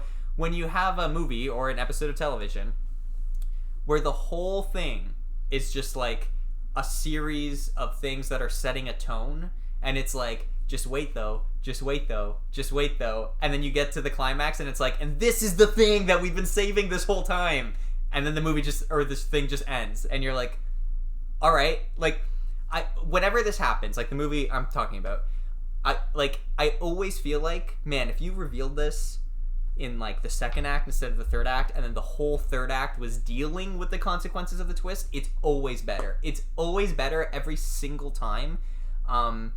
Yeah, and it's really frustrating. And this, we talked about the Christopher Nolan occasion of stuff. This is the M. Night Shyamalan like occasion of things where, Sixth Sense is a very good movie that has a very good twist. That movie isn't good because of the twist, though. It's like a movie that works and then has a twist that recontextualizes it. Whereas The Happening. Yeah, The Happening is just centered around having a twist in the first place, and when you know that going in, it's kind of like, if you're waiting for the twist, it's not a twist, it's just a plot point at that point. And if it's not placed in the right spot and you don't address it, then it's a bad plot point. That's called a gimmick movie. Yeah, it exists to It could have been a short film, and it's completely riding on the twist. Exactly. Yeah, exactly. Yeah, so, eventually you'll see the movie that we're talking about. Okay. Maybe we can talk about it. But when you were explaining this, I was also thinking of the good version of this, which is Planet of the Apes. yes. Because there's a huge twist at the end of that, but you're not waiting for it. Like, No. You're just accepting you're on a planet run by apes until you find out that it's actually Earth. Exactly. And that's like where the lesson like is hammered home. Exactly. And again, with that, it's like, yeah, it's exactly what you just said. It's a twist because you're not expecting it. It's like, it's just that added context that takes it to the next level, instead of nothing made sense up until it. Because then it's just a crucial plot point that you've omitted for the sake of tricking us. And it's like, all right, coolio. And yeah, most of the time this happens, I do feel like it's just a lack of depth in terms of understanding how you want to approach the subject. Like you don't know how to make a movie that actually tackles the subject, so you just hide what the subject is for as long as possible, and then like do fun shit with your tone and your visuals and etc. And then you get to the point where you can't hide it anymore, and you're like, yeah, this was the subject the whole time. And it's like, okay, but like a real movie, like you would hope would like give you the context of what the subject is, and then have something to say about that. So yeah, I've noticed it a lot, and on a much smaller scale. the Disney Plus shows seem to be doing the same thing, and not with that one that it's so much plot twisty, like, aha, you had no idea what was happening, but it's more like there's no narrative drive to anything except for the second last episode where we finally have, like, oh, this is what the narrative drive was the whole time, by the way. But you didn't know that. We did not establish the narrative drive of... So we had nothing to care about. And then you have one episode worth of runtime for the falling action. Exactly. And it just does resolving nothing. all this, yeah. Yeah. So it's just that. It's like I just noticed there's such a lack of, like, narrative drive in so much stuff now. Like, everyone is so content to just, like, vibe on tone. Like, man, isn't this just, like... Aren't we just chilling in this universe? And I'm like, no. Like, tell a story. Like, don't get me wrong. Yeah, I love the Blade Runners. I love stuff that can, like, vibe in a universe. But all of that stuff gets to vibe because it, like, understands how to incorporate the narrative into that in a way that doesn't feel pushy. But it's still there. It's not that it's not there. They didn't just omit a narrative from Blade Runner and have vibes. They have a narrative, but the vibes are just so strong it, like, overcompasses the narrative. Whereas all of this, where it's like... No, we're just not gonna have a narrative and we'll just only have vibes. Okay, cool, fuck you. Well, I'm not watching your shit anymore then. Fucking idiots. Stranger Things. Fucking Stranger Things. Fucking the movie that you haven't watched yet. God damn it. I liked both of those things. I enjoyed the movie that he hasn't watched yet, but I'm just saying it would have been so much better had, like, it not been the twist, and also had the twist not been the Reddit thing that you also hate, where I was like, is that seriously the only thing happening in this movie is this dumb Reddit twist? Anyway. Yeah. No comment, because I have no fucking idea what you're talking about. Dan, like 6 years from now, you're gonna watch this movie finally. 6 years? Because it's gonna be on streaming, and you're gonna be like, I remember when this movie came out, and you're gonna watch it. What year did it come out? Don't say. I don't know if I should... Does that give it away? Yes. I will say it's recent. I don't want to say exactly what year, but like it. But anyway, one day you're just gonna catch it on streaming, and when the twist happens and it's a Reddit twist, you're gonna go, "Oh my fucking god, this is the movie they were talking about this whole time." Interesting. Okay. Wait, is it? But are we gonna be covering it on the podcast? Like, do we have it currently planned? No, it's not Nope. Okay. It's not. That's the only thing that I could think of is that, like, that I missed out on and that I still need to watch. Is that this is not a like event thing that you missed out on? It's just like a movie that came out that I think like, yeah, it's just a movie, and I feel like you will end up watching it because it was like a movie that people like somewhat paid attention to, but it's not Nope. It's not like a big event thing. It's just something that one day when you're going through your Netflix binge of like watching random things you missed, you'll come upon it. Okay. Let's see here. Oh, yes. Okay. Hell yeah. Legacy characters played by actors who are now much older, feeling an in-universe need to pass the torch of their identity to a character who is essentially a younger version of themselves.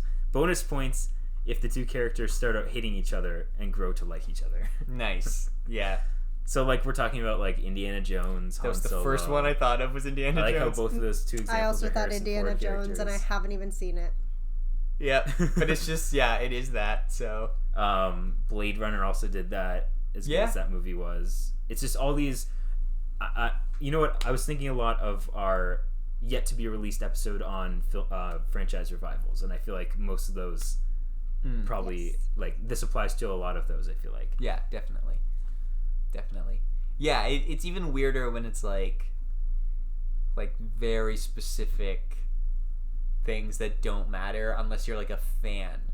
But like nobody would be a fan. Like at the end of Crystal Skull when Indy gives him the hat, and I'm like, this is literally just this man's hat. Yeah. Like in universe, this means nothing. This means something to us. It means nothing to Mutt. Okay?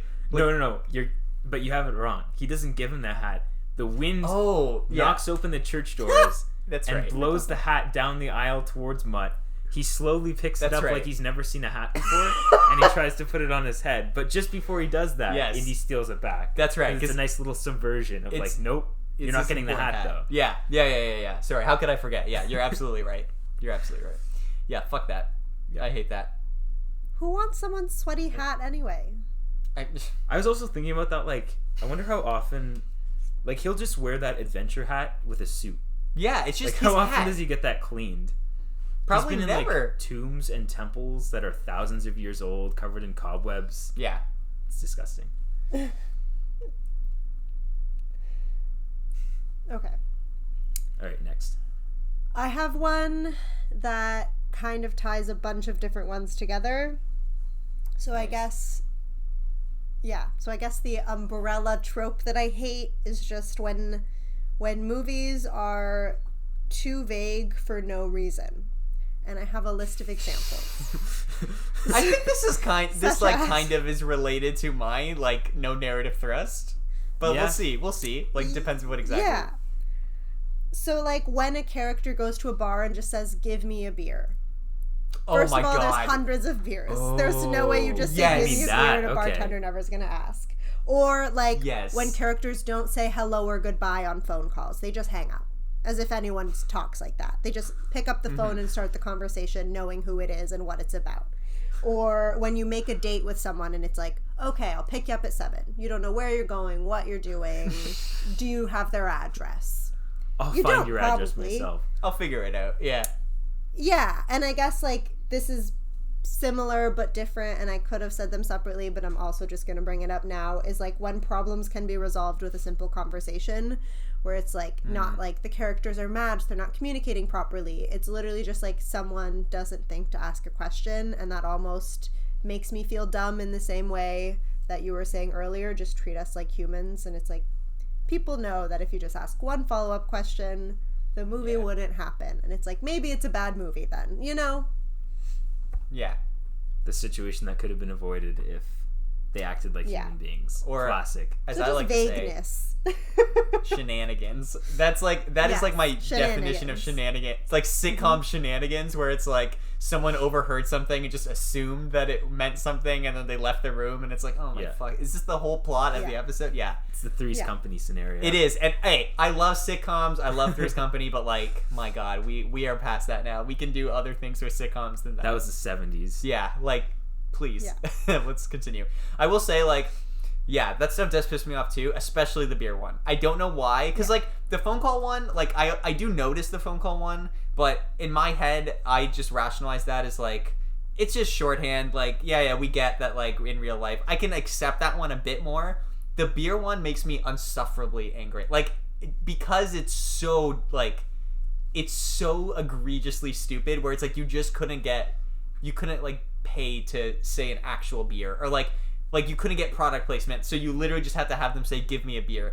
Fuck you. Nobody, especially, okay, if it's like someone who's like a goody two shoes character that like doesn't drink, and they go to a bar for the first time, and they're like, "I'll have a beer," and the bartender's like, "What? Okay, what beer? What are you 50 talking about?" beers. Yeah, exactly. Like that's fine.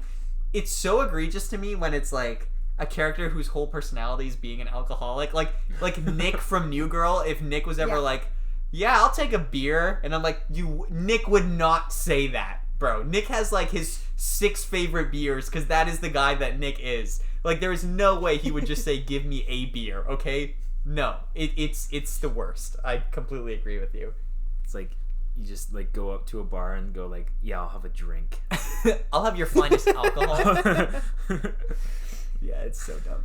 I have heard, and this doesn't, I think, apply to any of us because none of us like smoke cigarettes. But people that smoke cigarettes, I have heard say like the same thing. Where if someone in a movie is like, "Give me a pack of smokes" or whatever, it's like, no, like there are brands for cigarettes. People that smoke have like their particular brand that they tend to smoke and stuff.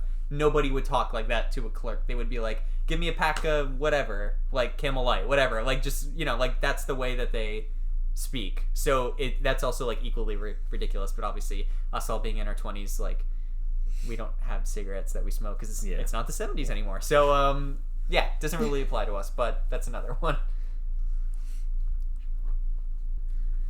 All right, here we go. The fake jump scare before the real jump scare. I absolutely detest this. And here's why. Because this type of jump scare has now become the predominant type of jump scare, and it's made jump scares cheap, whereas like actual jump scares are still pretty effective. Because here's how the scene plays out. We all know it. You know what I mean? someone walks into the shower and because they heard a noise and they're like, oh, what's going on? And they're looking around and they don't see anything. And they like think they hear something in the shower and they like pull the curtain back and there's nothing there and they go, whew. And then they like go to the medicine cabinet and they open the medicine cabinet and grab something and then close it and then, oh shit, something's behind them, okay? Here's why this sucks is because we are so conditioned now to like understand the beats of that you like as soon as that routine starts, you know it's going to end in a jump scare. Like it, and so again, to go back to the twist that's not a twist, if you know something's going to end in a jump scare, that is no longer a jump scare. It is simply a cheap insertion of a character or image followed by a musical sting. Like, it's so dumb, and I hate it, and it sucks because jump scares can be great. We've talked about a really great jump scare, which is the Hill House jump scare, when they're arguing in the car and the sister's head just pops through and screams. That's fucking awesome. That is horrifying, and that is such a great jump scare. Another great jump scare is in Hereditary, when they're driving home and the sister's head gets she gets decapitated, bro, out of nowhere in this movie. I'm seeing a pattern with sisters' heads. That is true. There's a lot of cars, a lot of sisters, and a lot of heads. But let me say something, okay? Jump scares can work. It just sucks that we are now living in this like genre of like people pretending to be scared by the like fake jump scare. Oh my god, thank god, and then they actually get scared. No, you're not. You know that there's actually gonna be a scare there. Stop. It's not scary. Nobody is scared by it. I hate it. It's the worst. Have actual jump scares or just don't fucking do it anymore. Can I merge that with the one I said about the fake out of a spooky character entering a room? Oh, totally. Comic relief, and then 2 seconds later there's an actual jump scare moment. Yeah, absolutely. It's a similar thing. It's just horror movie tropes and the cheapness and not wanting to think about how to actually stage a proper scare. So you just like it's like a plug and play. It's like you're just putting in this fucking routine where you're like, yeah, this is the part where something scary is gonna happen. So we're just gonna put in this like known thing, and we're just gonna go through the motions of doing this thing. Well, all right.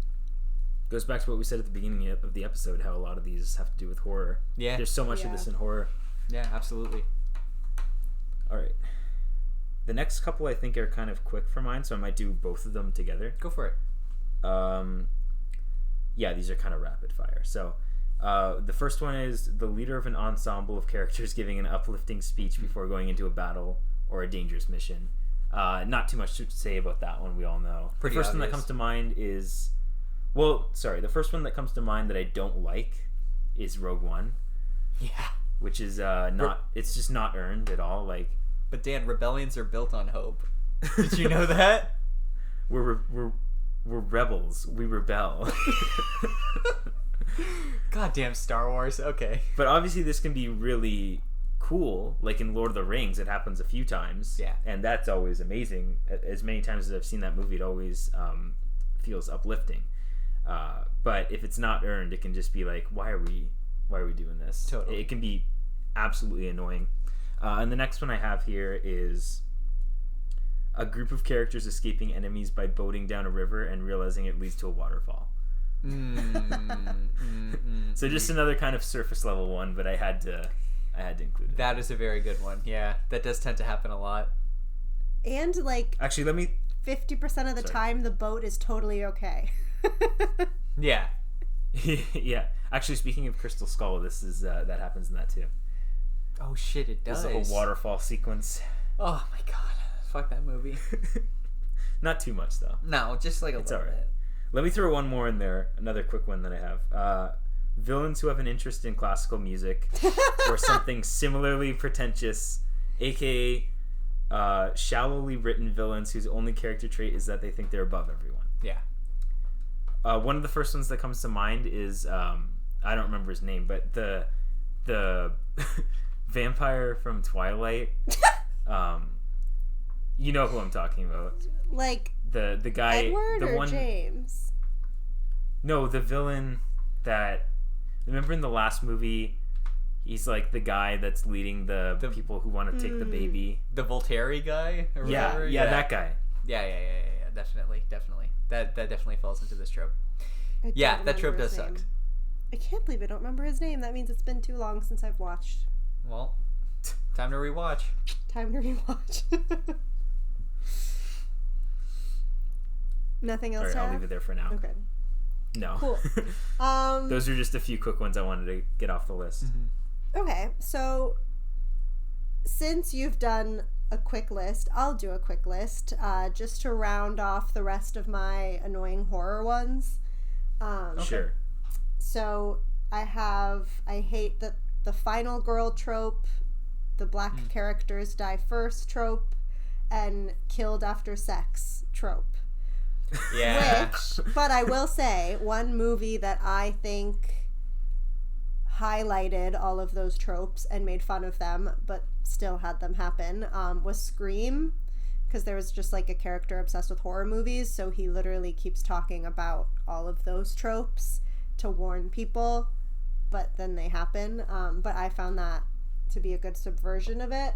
But in general, I hate them, and I hate especially when some movies like to be self-aware about one of them but then do it anyway. Like, I'm thinking specifically about the black character dying first. They referenced it in Cabin in the Woods. I don't know if either of you watched that.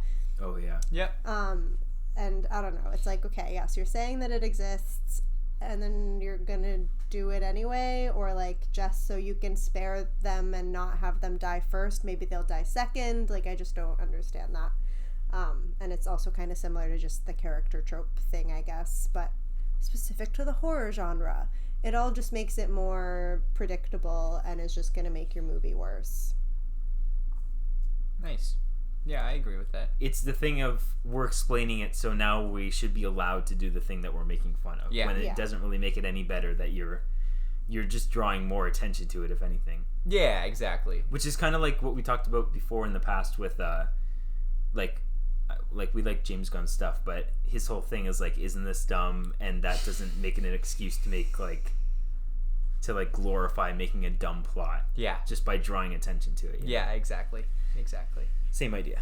Yeah, and with like even the final girl one and the being killed after sex one, those specifically are just like misogynistic and slut shaming. Like, we're also past that, you know? First thing that comes to mind is those Friday the 13th movies. Yeah. Oh, yeah. Also, I mean, I didn't put this here, but I will say, like, just the character that gets pregnant after having sex one time trope, which is just like, oh, okay. I will Gilmore just, Girls. I will continue with my list that. in case you want to talk about that. But like, yeah, it's like, it's very dumb. Like, and not to PSA, but like, obviously, everyone, if you're having sex, our two listeners, like, please use protection, be safe, obviously. Also, though, the statistical odds of getting pregnant after having sex once are, like, pretty low. It's not like what you see in the movies. Not impossible, but also just, like, stop with that trope because it's bullshit. Like, it's ridiculous. Like, every character that ever has sex gets pregnant immediately. And it's like, that's not how that works. So, you know. But also, I mean, to be honest with you, like, you're right, Carol. Like, that trope tends to be coming from a, like, male sexist point of view. And I wouldn't put it past a lot of men to just, like, not understand fertility and be like, well, they had sex. What do you mean? They had sex? Yeah. And they didn't use protection. Okay. Like, shut the fuck up. Yeah. All right, I'm also gonna go through a little quick Rapid run fire. here because I still have quite a bit left. So I'm gonna rapid fire through some. Carol, you kind of touched on this a little bit in one of your earlier ones, but the like disgruntled nerd becomes a hot villain trope. Like I'm so sick of this shit. Like where in it's Wonder like Woman 1984. Yeah, or Batman Forever or Iron Man 3. Just like I'm like very obviously an attractive person, but I'm wearing glasses and have my hair kind of funny. And then like the hero is like, ha, fuck you, nerd. And then they like take their glasses off and get really hot and are now a villain. Yeah. Absolutely hate this. Oh, Amazing Spider-Man 2 with Jamie Foxx as Electro. It's that like Possibly the worst modern example of that. so bad. It is so egregious. It's awful. Absolutely hate this. All right, that's done. The next one I wrote here is the English please trope, which is where where someone says something that's God. like either pretty obvious, or even if it's not obvious to the audience, like in context of the universe, you should know what it is. But for the sake of the audience, the person goes, English please, and then they have to explain. And like, listen, I love Star Trek. I love Star Trek. This is such a crux in Star Trek episodes when they need to like explain a sci-fi concept to people that might not get it, because they'll be sitting around talking, and Picard will be like, what do we do? And then Geordi will be like, well, actually, if we do this scientific thing and do this, it would fix our problem. And then Picard goes, Geordi, please, like, just explain it to me like I would understand. And it's like Shouldn't he understand that? Jean-Luc, you are the captain of the fucking Enterprise. You do know what this means. Like, don't. Like, you do know what this means. I hate this It's like trope. how in Interstellar they had to explain to Cooper what the wormhole was with that little diagram. Yes. You know what this is. I hate it. And yeah, I just hate English please. It's so smug. It's such like a smug like the onus is on you to figure it out. Like, you're the dumb one in this scenario. Don't like shame this other person for being smart. All right. And then the last one for this little like run that I'm doing here, the pre-car accident side view angle. I cannot stand this shit, because as soon as it switches to this angle, I'm like, all right, here comes the car accident. It is so overused. I'm shocked that like it's still used. I don't know why it's still used. I mean, I get it because it's like, oh, it's cool because you can like see the thing coming through the driver's side window like before the driver can see it because they're looking straight. Okay, but also like, come on, like there has to be another way to shoot this. Like, this cannot be the only way to shoot this. And that Do Revenge movie that we were talking about also has this, but because that movie is so unhinged, and like when I was watching it with Maddie, we did not realize how unhinged it was going to be. When it cut to that shot, I was like, there can't be a car accident. And Maddie was like, no, Marco, of course there's not going to be a car accident. And then a car accident happened, and she was like, what the fuck? Like, where did that come from? And I was like, yeah, I don't know, but they cut to the shot. So, I mean, that's like, it means the car has to get hit now. The first one I thought it was Whiplash. Whiplash also has a very crazy, and again, the first time I watched that movie, when they cut to that shot, I was like, is he going to get hit by a car right now? And then he did. It's weird. I hate this trope. Stop doing it. Please, cinematographers. I think, you know what would be cool? A nice subversion for that would be to film that angle, but have the crash come from the opposite side. So, like, somehow depict a collision, and the car starts rolling the other way. Oh, yeah, so that the car would be isn't cool. coming towards the camera. It's like, Yeah. That would actually be really cool. if you could find some way to make that work, that shot angle. Definitely. Yeah. All right, what do I have next? Okay. This one is about no, I don't want to do that one yet. I want to save that one. Okay, something sad or gruesome happening on screen, while happy or upbeat music plays over it to emphasize the bad feeling by use of contrast. An example is in the new Suicide Squad movie, where the rats are eating the eyeball of the giant starfish, and there's like upbeat, happy music playing. Yeah.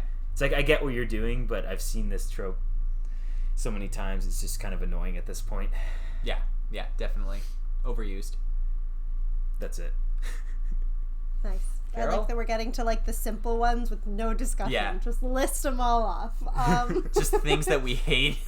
Yes. And my next one is whenever a character becomes pregnant, they immediately will feel like nauseous or throw up, and it's like, oh, I must be pregnant. Like, it's never a stomach flu or any other type of illness. It's usually like an unplanned pregnancy, and there's no other symptoms but, oh, I've vomited, and perhaps it is the morning, when not everyone gets, obviously, morning sickness. And I'm sure there would be other signs beforehand, but that always pisses me off. It's like, a woman throws up, she's with child. There's no other option.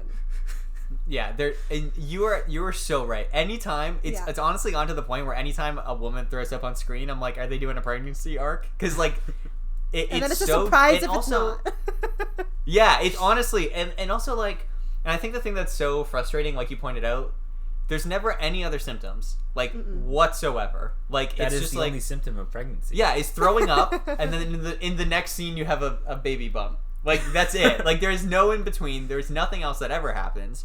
And also, it's always the, like... It's always the reaction of, like, the girl best friend that's like, do you think maybe you could be pregnant? And the girl's like, no, there's no way. Even though, like, from my understanding, most women that suffer from morning sickness, it's, like, far enough along into the pregnancy that you probably would have already, like, missed a period and, like, had other symptoms and maybe gotten a pregnancy test. So, like, the idea that morning sickness is always this, like, First the indicator. day after you have sex, first indicator that you are instantly pregnant is so like soon. it's so crazy. It's like, again, just like probably men that have no idea how pregnancy works, and they're like, my wife was throwing up once, and yeah, that's it. I don't know, she was pregnant. And it's like, okay, great, thank you. Yeah, it's the worst. All right, here we go. Ooh, this is a good one, guys. Whenever the main character, usually a man, but not always, is a writer or Oh my god. an artist of some kind, and their artistry is a metaphor because, like, the person making it is also an artist, and they, like, see themselves in this character. Mother? Mother? Yeah. Anything written by Stephen King? Yeah. Just fucking... Yeah. I hate this trope. I hate it so much. I thought you were going to say anytime a character, a male character is a writer and they are an absolutely abysmal human being. Yeah, well, that's... Slash alcoholic. They're You always can't an be a alcoholic. writer. Yeah. Yes, you have to be an alcoholic to be a writer. You have to be. It's the truth.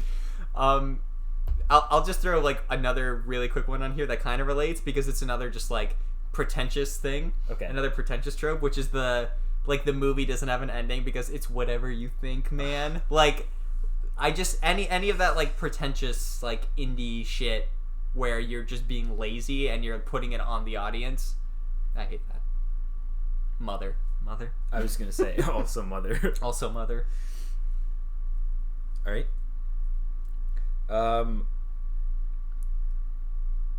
I guess this is not unrelated, actually. A volatile, loose cannon character is angry and has a scene where they freak out at another character because either the screenwriter glorifies conflict or the actor is taking advantage of the role to show off how angry they can act and how loud they can yell. First person that comes to mind is Jake Gyllenhaal. Yeah. As good as an actor as he is, he does tend to take a lot of those roles. Screamy. Yeah. Yeah, that's true.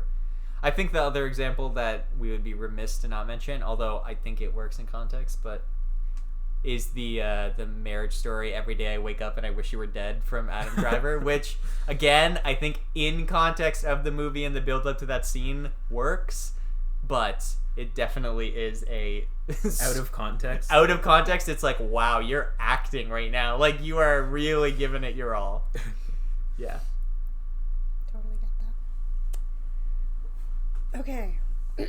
I have one that I don't think will inspire much conversation, so it might just be a quick one. But primarily in Westerns, but any cowboy versus Indian trope. In general, I don't like Westerns, but especially when that's the thing. It's like, okay, we're past that point in our history, you know. You can do so much more interesting stuff in a Western setting, and I'd rather it not be that. Yeah. Where it literally just feels like a child playing with their, like, Literally. cowboy and Indians toys. Yeah, like, yeah, exactly. Like they wrote the screenplay. Yeah. No, they It's probably just tired at this point. It is, yeah. It's overdone. That genre came and went. We're past it. I feel like we don't. Yeah, unless you're making a neo-western. Remember that? Remember neo-westerns from that episode? I'll never forget. Neo-westerns. All right, guys. This is my last, like, one that's a real one, and then the rest are all just quick, dumb things. My next one is also my last one. Okay, cool. So it's a quote from a movie, and I just want to clarify that this quote, in the context of this movie, in the context of this time period that this movie came out in, I'm fine with, because I get it. But it's more like what this quote represents, particularly in a lot of modern stuff, and we've all kind of beat around the bush about this in some of our other tropes. But the quote is, well, what did you expect? Yellow spandex from the first X-Men movie. Now, I get it. Early 2000s, we're kind of rebooting what it means to be a superhero movie. The Matrix is big, so everyone's wearing black leather. The idea of putting the X-Men in yellow spandex in that movie would have been ridiculous. This is a fun nod to, like, the X-Men's origins while still, like, maintaining a more realistic setting. Again, I have no... Like, I don't have an objection to this quote in that context. But for me, it's the, like, this very weird modern sensibility of, like, we can't be sincere about things anymore. Like, it's like nobody wants to be sincere about anything. Like, everything is so cynical and like self-referential a lot of times, and it's just like, it's frustrating. And I think in particular, I find it really frustrating with comic book stuff. And I think partly that's because I know how shitty a lot of these comic book creators have been treated. Like, for example, the guy that created the Winter Soldier, pretty famously, Bucky, Winter Soldier, central character of the first 3 phases of the MCU. And the creator of that character was given like a $5,000 check and invited to the premiere of the first Winter Soldier movie, and has not seen any money or any credits or anything since then. And this is not like the only comic book character to be treated that way. Or not character, creator. Most of them in the zone have been. Jim Starlin, who made Thanos, like, cameoed in a scene in Avengers Endgame, and like that was it. And also got like $5,000 or something. Jesus Christ. So, and I think for me, the reason the trope, like, hits so hard is because it's like, you're already treating these people like shit that you're basing your stuff off of, and then you're just adding insult to injury by being like, hey, fuck that shit. Fuck that shit. That's the basis of everything we're doing. And, like, we are 90% doing that shit, but we're choosing not to do this one thing, so we're gonna fucking roast that one thing that we're not doing, and fuck the creators that made that. Even though in the context of when it was created, it does work and is totally fine. And also, even though a lot of that stuff then comes around to end up being fine anyway. Like for example, that line from the X-Men, like, the idea of the X-Men being in black leather has aged worse than the idea of the X-Men just being in their costumes. Like, we've come full circle on that. In First Class, we get the yellow spandex outfits anyway. Yes, and in 2011. Yeah, and people were, like, excited about that. They were like, yeah, isn't it great that they're not in that ridiculous black leather anymore? And so it's like this weird holier-than-thou shit, like, again, to, like, not be sincere and to be like, man, we're not fucking kids. Like, we're sick. Like, we fucking make sick movies, and, like, fuck you guys and fuck comic books. Like, okay, but you, like, owe all of this to that, and you're treating them like shit all the time. And also, anything that people like about this is coming from that, and most of the stuff that you add on to it is stuff that people won't end up liking. Like, even if you think about the Nolan movies, which we all love, most of the things that we now criticize about the Nolan movies are the things that feel very Nolan and not very Batman. Like, the idea of it being in Chicago because, like, well, Gotham City would never exist. Whereas now we're like, well, fuck that. Just put it in Gotham. Who cares? Yeah. Like, all that stuff comes around, and so, I don't know. It's just very holier than thou, and I hate any, like, you brought it up, like, the self-referential, like, you can't take it seriously, making fun of itself. Like, that stuff is just so frustrating to me. It's like, just, like, own the thing that you're doing. Yeah, I think... Like, just love it and, like, make it. Like, who cares? And this also connects to the James Gunn situation, where it's like the only, or not the only, but like a lot of the times it feels like the only way we do get those moments, those like what would be called cheesy moments from comic history, is when it's like, we're gonna do it, but we're gonna constantly make fun of the fact that we are doing it. Yes, it's like that feels like a lot of the only conditions we would ever like get that stuff in movies where we want it, but like it has to be under those conditions. It's like, why? Just do it. Have genuine fun with it. Yeah. And make something actually cool without feeling the need. Like, have enough confidence in it is what I'm saying, without feeling the need to constantly reference back to what you're doing. Totally. And I think that's so much, like, people talk about, like, the MCU's need to always undercut with jokes, and, like, I think this is that. Like, I think it's just this constant fear that if they're not hanging a lantern on it and, like, undercutting it with a joke, that people are going to be like, this is cheesy and dumb, but, like, nobody would. Like, you know what a perfect, it's not, and it's, again, it's a line that I actually don't even hate, but it just came to mind right now, is I'm thinking of, like, the big Avengers Assemble moment in Endgame, and how we just had to have this dumb exchange between Doctor Strange and Wong, where he's like, is that everyone? And he's like, what, did you want more? Like, acknowledging the ridiculousness that we have all these characters on screen. And I'm like, again, that one actually works pretty fine, but it's just so symptomatic of everything where I'm like, stop. Like, just let the moment be. We're not here for your dumb commentary on the moment. We're here because we like the moment. Like, just let it be. Just, again, like you said, have confidence in it and just fucking present it to us, and we will like it for being that. You don't need to... I would respect it a lot more if the confidence was there. Definitely. To a certain extent. I mean, I know we've talked about this before, and this will be my last point, but, like, I think that's why I have a lot of respect, even for stuff that hasn't aged well, but, like, the original Superman movie, Tim Burton stuff with Batman, or Sam Raimi stuff with Spider-Man, which have aged in various degrees of quality. Yes.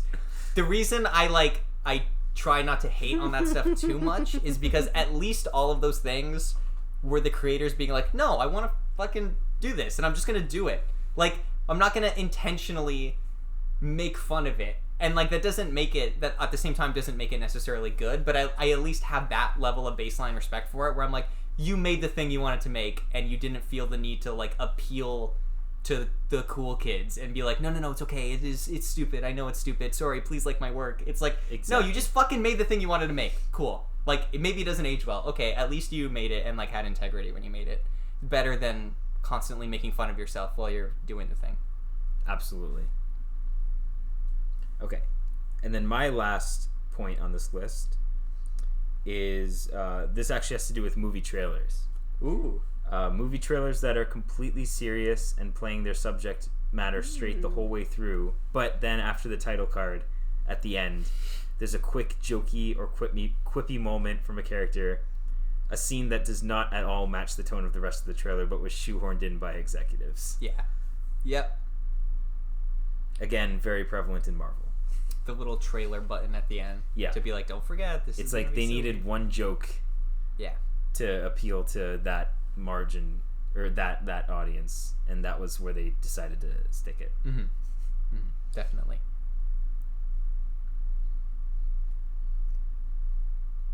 But that's really interesting because I feel like I even see that in YouTube videos where, like, the subscribe screen will show up and then after they'll add in, like, one last joke. Yeah. I think it is also kind of a symptom of the end credit thing, not in a Marvel sense where it's, like, revealing a major plot point for the next movie, but the ones where they're just like, if you stay, there's an extra little joke for you. And I don't think I've ever gotten that, because it's like, first of all, I don't want to wait until after just for one last laugh. Put it in the fucking movie. And yeah, as you said, if it's for a serious film and we're not going to be laughing the whole time, what's the point? That's true. Like, I didn't even think about that when I was writing this, but That's like that could also apply to just end credit scenes in general if they don't fit the movie that they're attached to. Yeah. No, definitely. It is, I think, symptomatic, of just, like, modern sensibilities, and even just the fact that, like, there's so much shit now that has end credit stuff that, like why do you, like, what are you that you have an end credit scene? Like, You're Kong Skull Island. Exactly. Like, with the Marvel stuff, it was like, no, it didn't. Did it really? Hocus Pocus 2 had something after the credits. Yeah.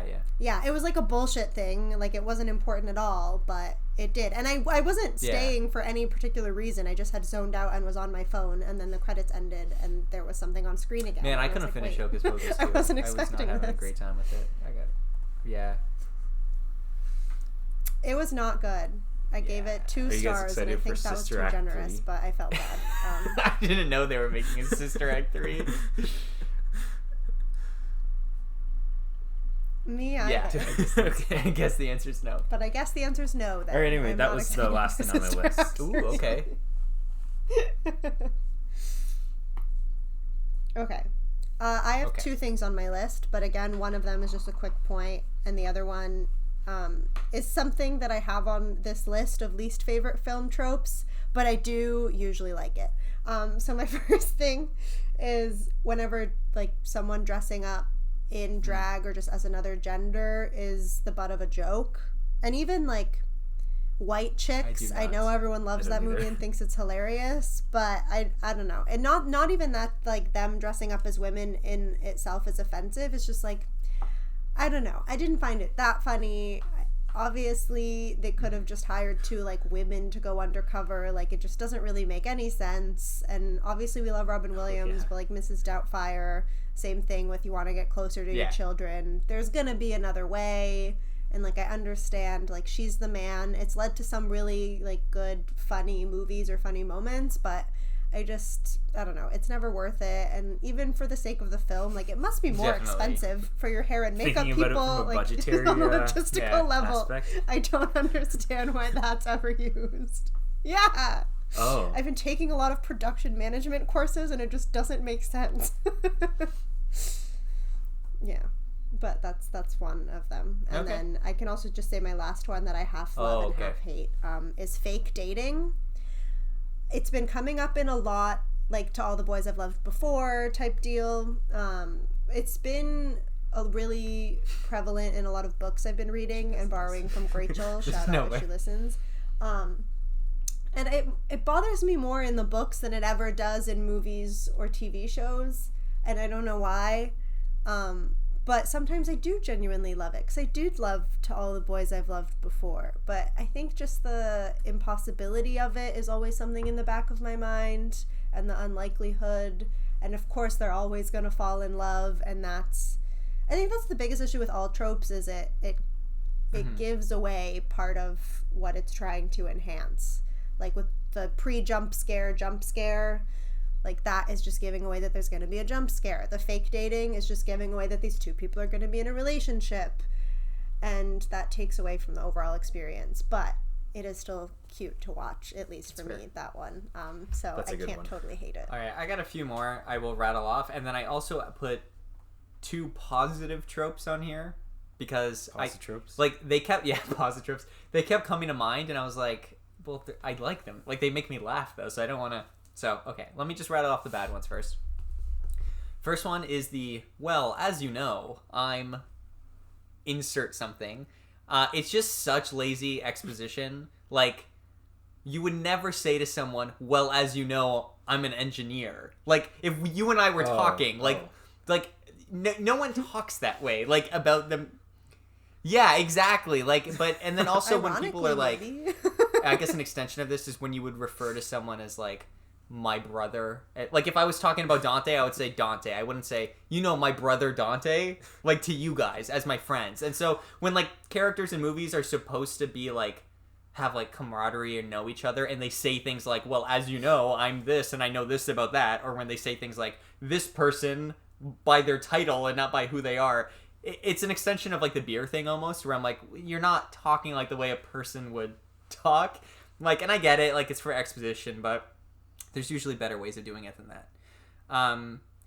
The badass that's removing all their weapons, and then someone goes, is that all? And then they have, like, a secret smaller weapon that they remove after. You know what I mean? They're, like, taking all their guns out, and it's like, is that everything? And they put, like, a little knife out of their pocket. I don't know. It's just not funny. I've literally never laughed at that. Like, that's one of those tropes where it's just so impossibly not funny. I don't know why they keep putting it in movies. The they fight for a bit and then they're mates trope, which I stole from the Weekly Planet podcast, but, like, anytime there's, like, a team up movie where it's like, first we're gonna hate each other and then we're gonna fight a little bit, but then we're gonna have to team up at the end to when we realize there's a bigger threat. Just fucking work together from the beginning. That's just the Avengers.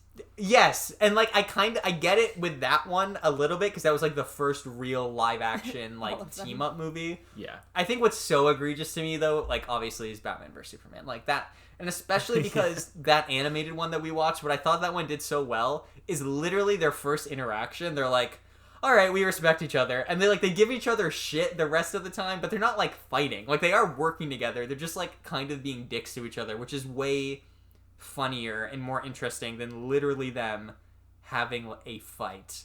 And also, that connects to another one that we talked about on this episode of, like, the situation that could be avoided with one sentence. Exactly. Like, you two are so much more alike than you are different. Yeah. This one, Yeah, They're yeah. very alike. Both That's have my favorite parents movie named trope. Martha. Having parents named Martha. We've only seen it once so far, but it'll catch on. I have to tell you guys though, there's a really funny joke about that in Jay and I'd Silent love to Bob see it reboot, more. and I want to tell you guys about it. But we'll do that off mic because I don't want to waste recording time. This trope, it's also a line of dialogue I quoted from James Bond, which is "I've been the source of all your pain." Look, Which James Bond? Spectre.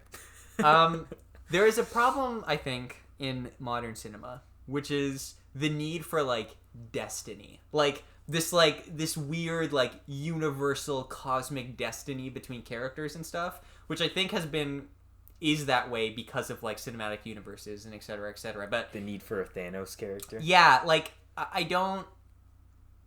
It's like the whole idea of like the chosen one and like there being this weird cosmic reason why someone's important, I fucking hate. And especially I think it's so egregious in stuff like James Bond where the whole premise of that is just like cool individual action concept movies that are like unique in their own way and they're only connected by the character of James Bond. Same with Indiana Jones. Like Indiana Jones, each one of the original trilogy is just a separate adventure movie, and the only connective tissue is Indy and a couple of the side characters.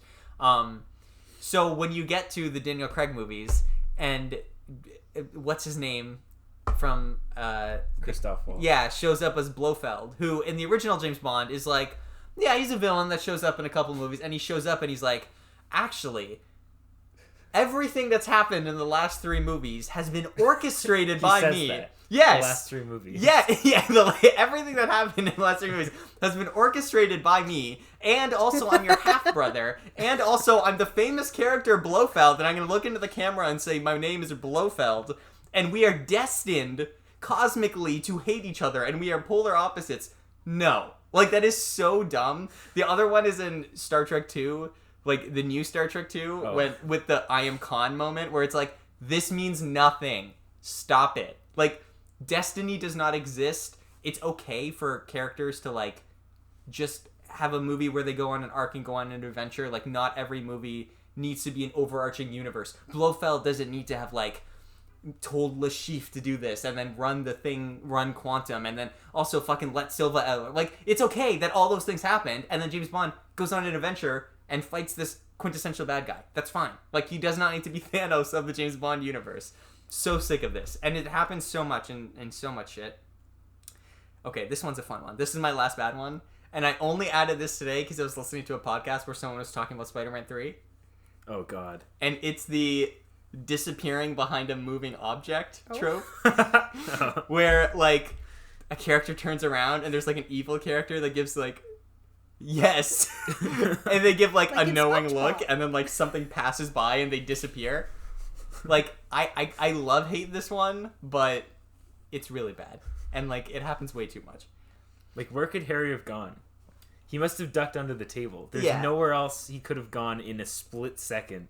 Just to be clear, Spider-Man 3 is the worst, like, offender of this trope. That's the worst one. Like, it is awful in execution. Alright. Here are 2 tropes that I like. To end this off on a bit of a positive note. I love a good Christmas magic trope. And I know I've talked about this with you guys before. But I love in, like, a random sitcom or just, like, a complete non sequitur, like, movie, whatever, that's, like, for adults, where at the end of the movie, there's a scene where they're like, wait a minute, like, I didn't get you this present. How is that possible? And you just, like, pull out and hear Santa Claus, like, laughing or whatever. Love that. That's appropriate Totally, yeah. for the season. That is one of That's my fine. favorites. Just like how like we just randomly acknowledge that Santa Claus actually exists in all these universe. I think that's very It's a fun. pretty big development. It is, but also like I really like that trope. And then also I think especially in the sitcom scenario, like most sitcoms are like family watch along events, and so I get why they would. Like this trope probably started because they were like, well, what if kids are watching? Like we should probably acknowledge Santa Claus existing. So I get that, but then also just like its continued use in pop culture is like I think fun. I have a good time with it. That actually goes, sorry to interrupt, that goes all the way back to I Love Lucy. Does it really? There's a Christmas episode where literally that happens. Oh, that's awesome. Or I think it's like someone decorated their Christmas tree and they're like, wait, I didn't decorate the Christmas tree, and then they actually show Santa. They don't just like, Oh, that's you don't good. just like hear him, they show him. I love that. I didn't know that was in I Love Lucy. That's sweet. Yeah. I really like that. And then the other one that I like, and I kind of teetered on whether or not I like this, so maybe I'll say I half like it.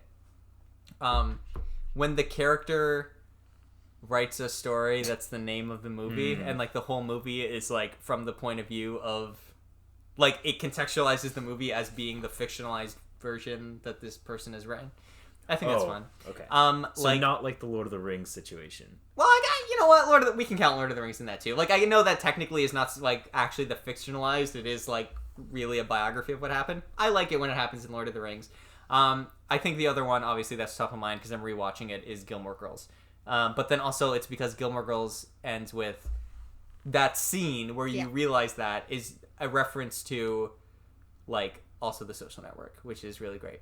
Because Rory titles the book The Gilmore Girls, and then Lorelai says, drop the, it's cleaner. No way. Yes.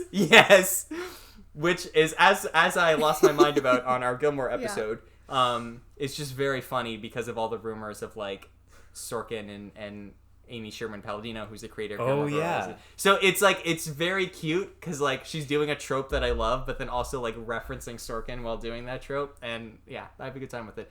Also, doesn't Little Women, like, end with that trope too? I was gonna say that. Oh, I've seen it. You know, Yeah, I saw the neither play and I you- saw the new movie. Well, no, you watched it, right, Marco? Yeah. Not yet. Dan is not. I will. Okay. Absolutely. But Dan still hasn't. And it took Yeah. you too I have long problems to with watch the movie. I'm just gonna say Marco, that, Carol. was my Let me issue just say, with I it. have structural problems with that movie because Yeah. the 2 time periods suck. I'm gonna put that out. Yeah, no, I recall. We'll see what I have to say. I know. So Dan has to be the deciding vote. And I disagree. All right, so I think what we've all learned here is that the best tropes Yeah. are the ones that build Before upon we get in a fight. a history of the use of that trope and use it to its advantage to lessen the load of what the movie is trying to do. Yeah. By being like, here's the trope that you recognize, and here's what you like. The one I'm thinking of is the storm. Mm-hmm. All you have to do is show a storm in your movie. Everyone understands what's going on, and those are obviously much better than tropes that are just like completely tired and exist only for that one moment that the trope is like there for. And it's a spectrum. So there are good tropes, there are bad tropes. Some of the ones we mentioned are only in bad moments. Yes. And some of them they can be used effectively as well. Yeah, definitely. And I do think also, like we said up top, yeah, most tropes come from some place of, like, it worked. Like, I'm pretty sure any trope you could think of, you could find a spot where it worked once, and that's why everyone keeps doing it. But, you know, that's sort of the nature of most art, is, like, imitation, and it's all derivative. It's just how good are you at using it properly and whatnot. Yeah. For better or for worse, that contributes a lot to formulaic script writing a lot, but yeah, like we said, it can be used well too. So yeah. Hey, wait a minute. Where did this Christmas present come from? I didn't leave this here. Ho, ho, ho! Merry Christmas! Marco, it's October.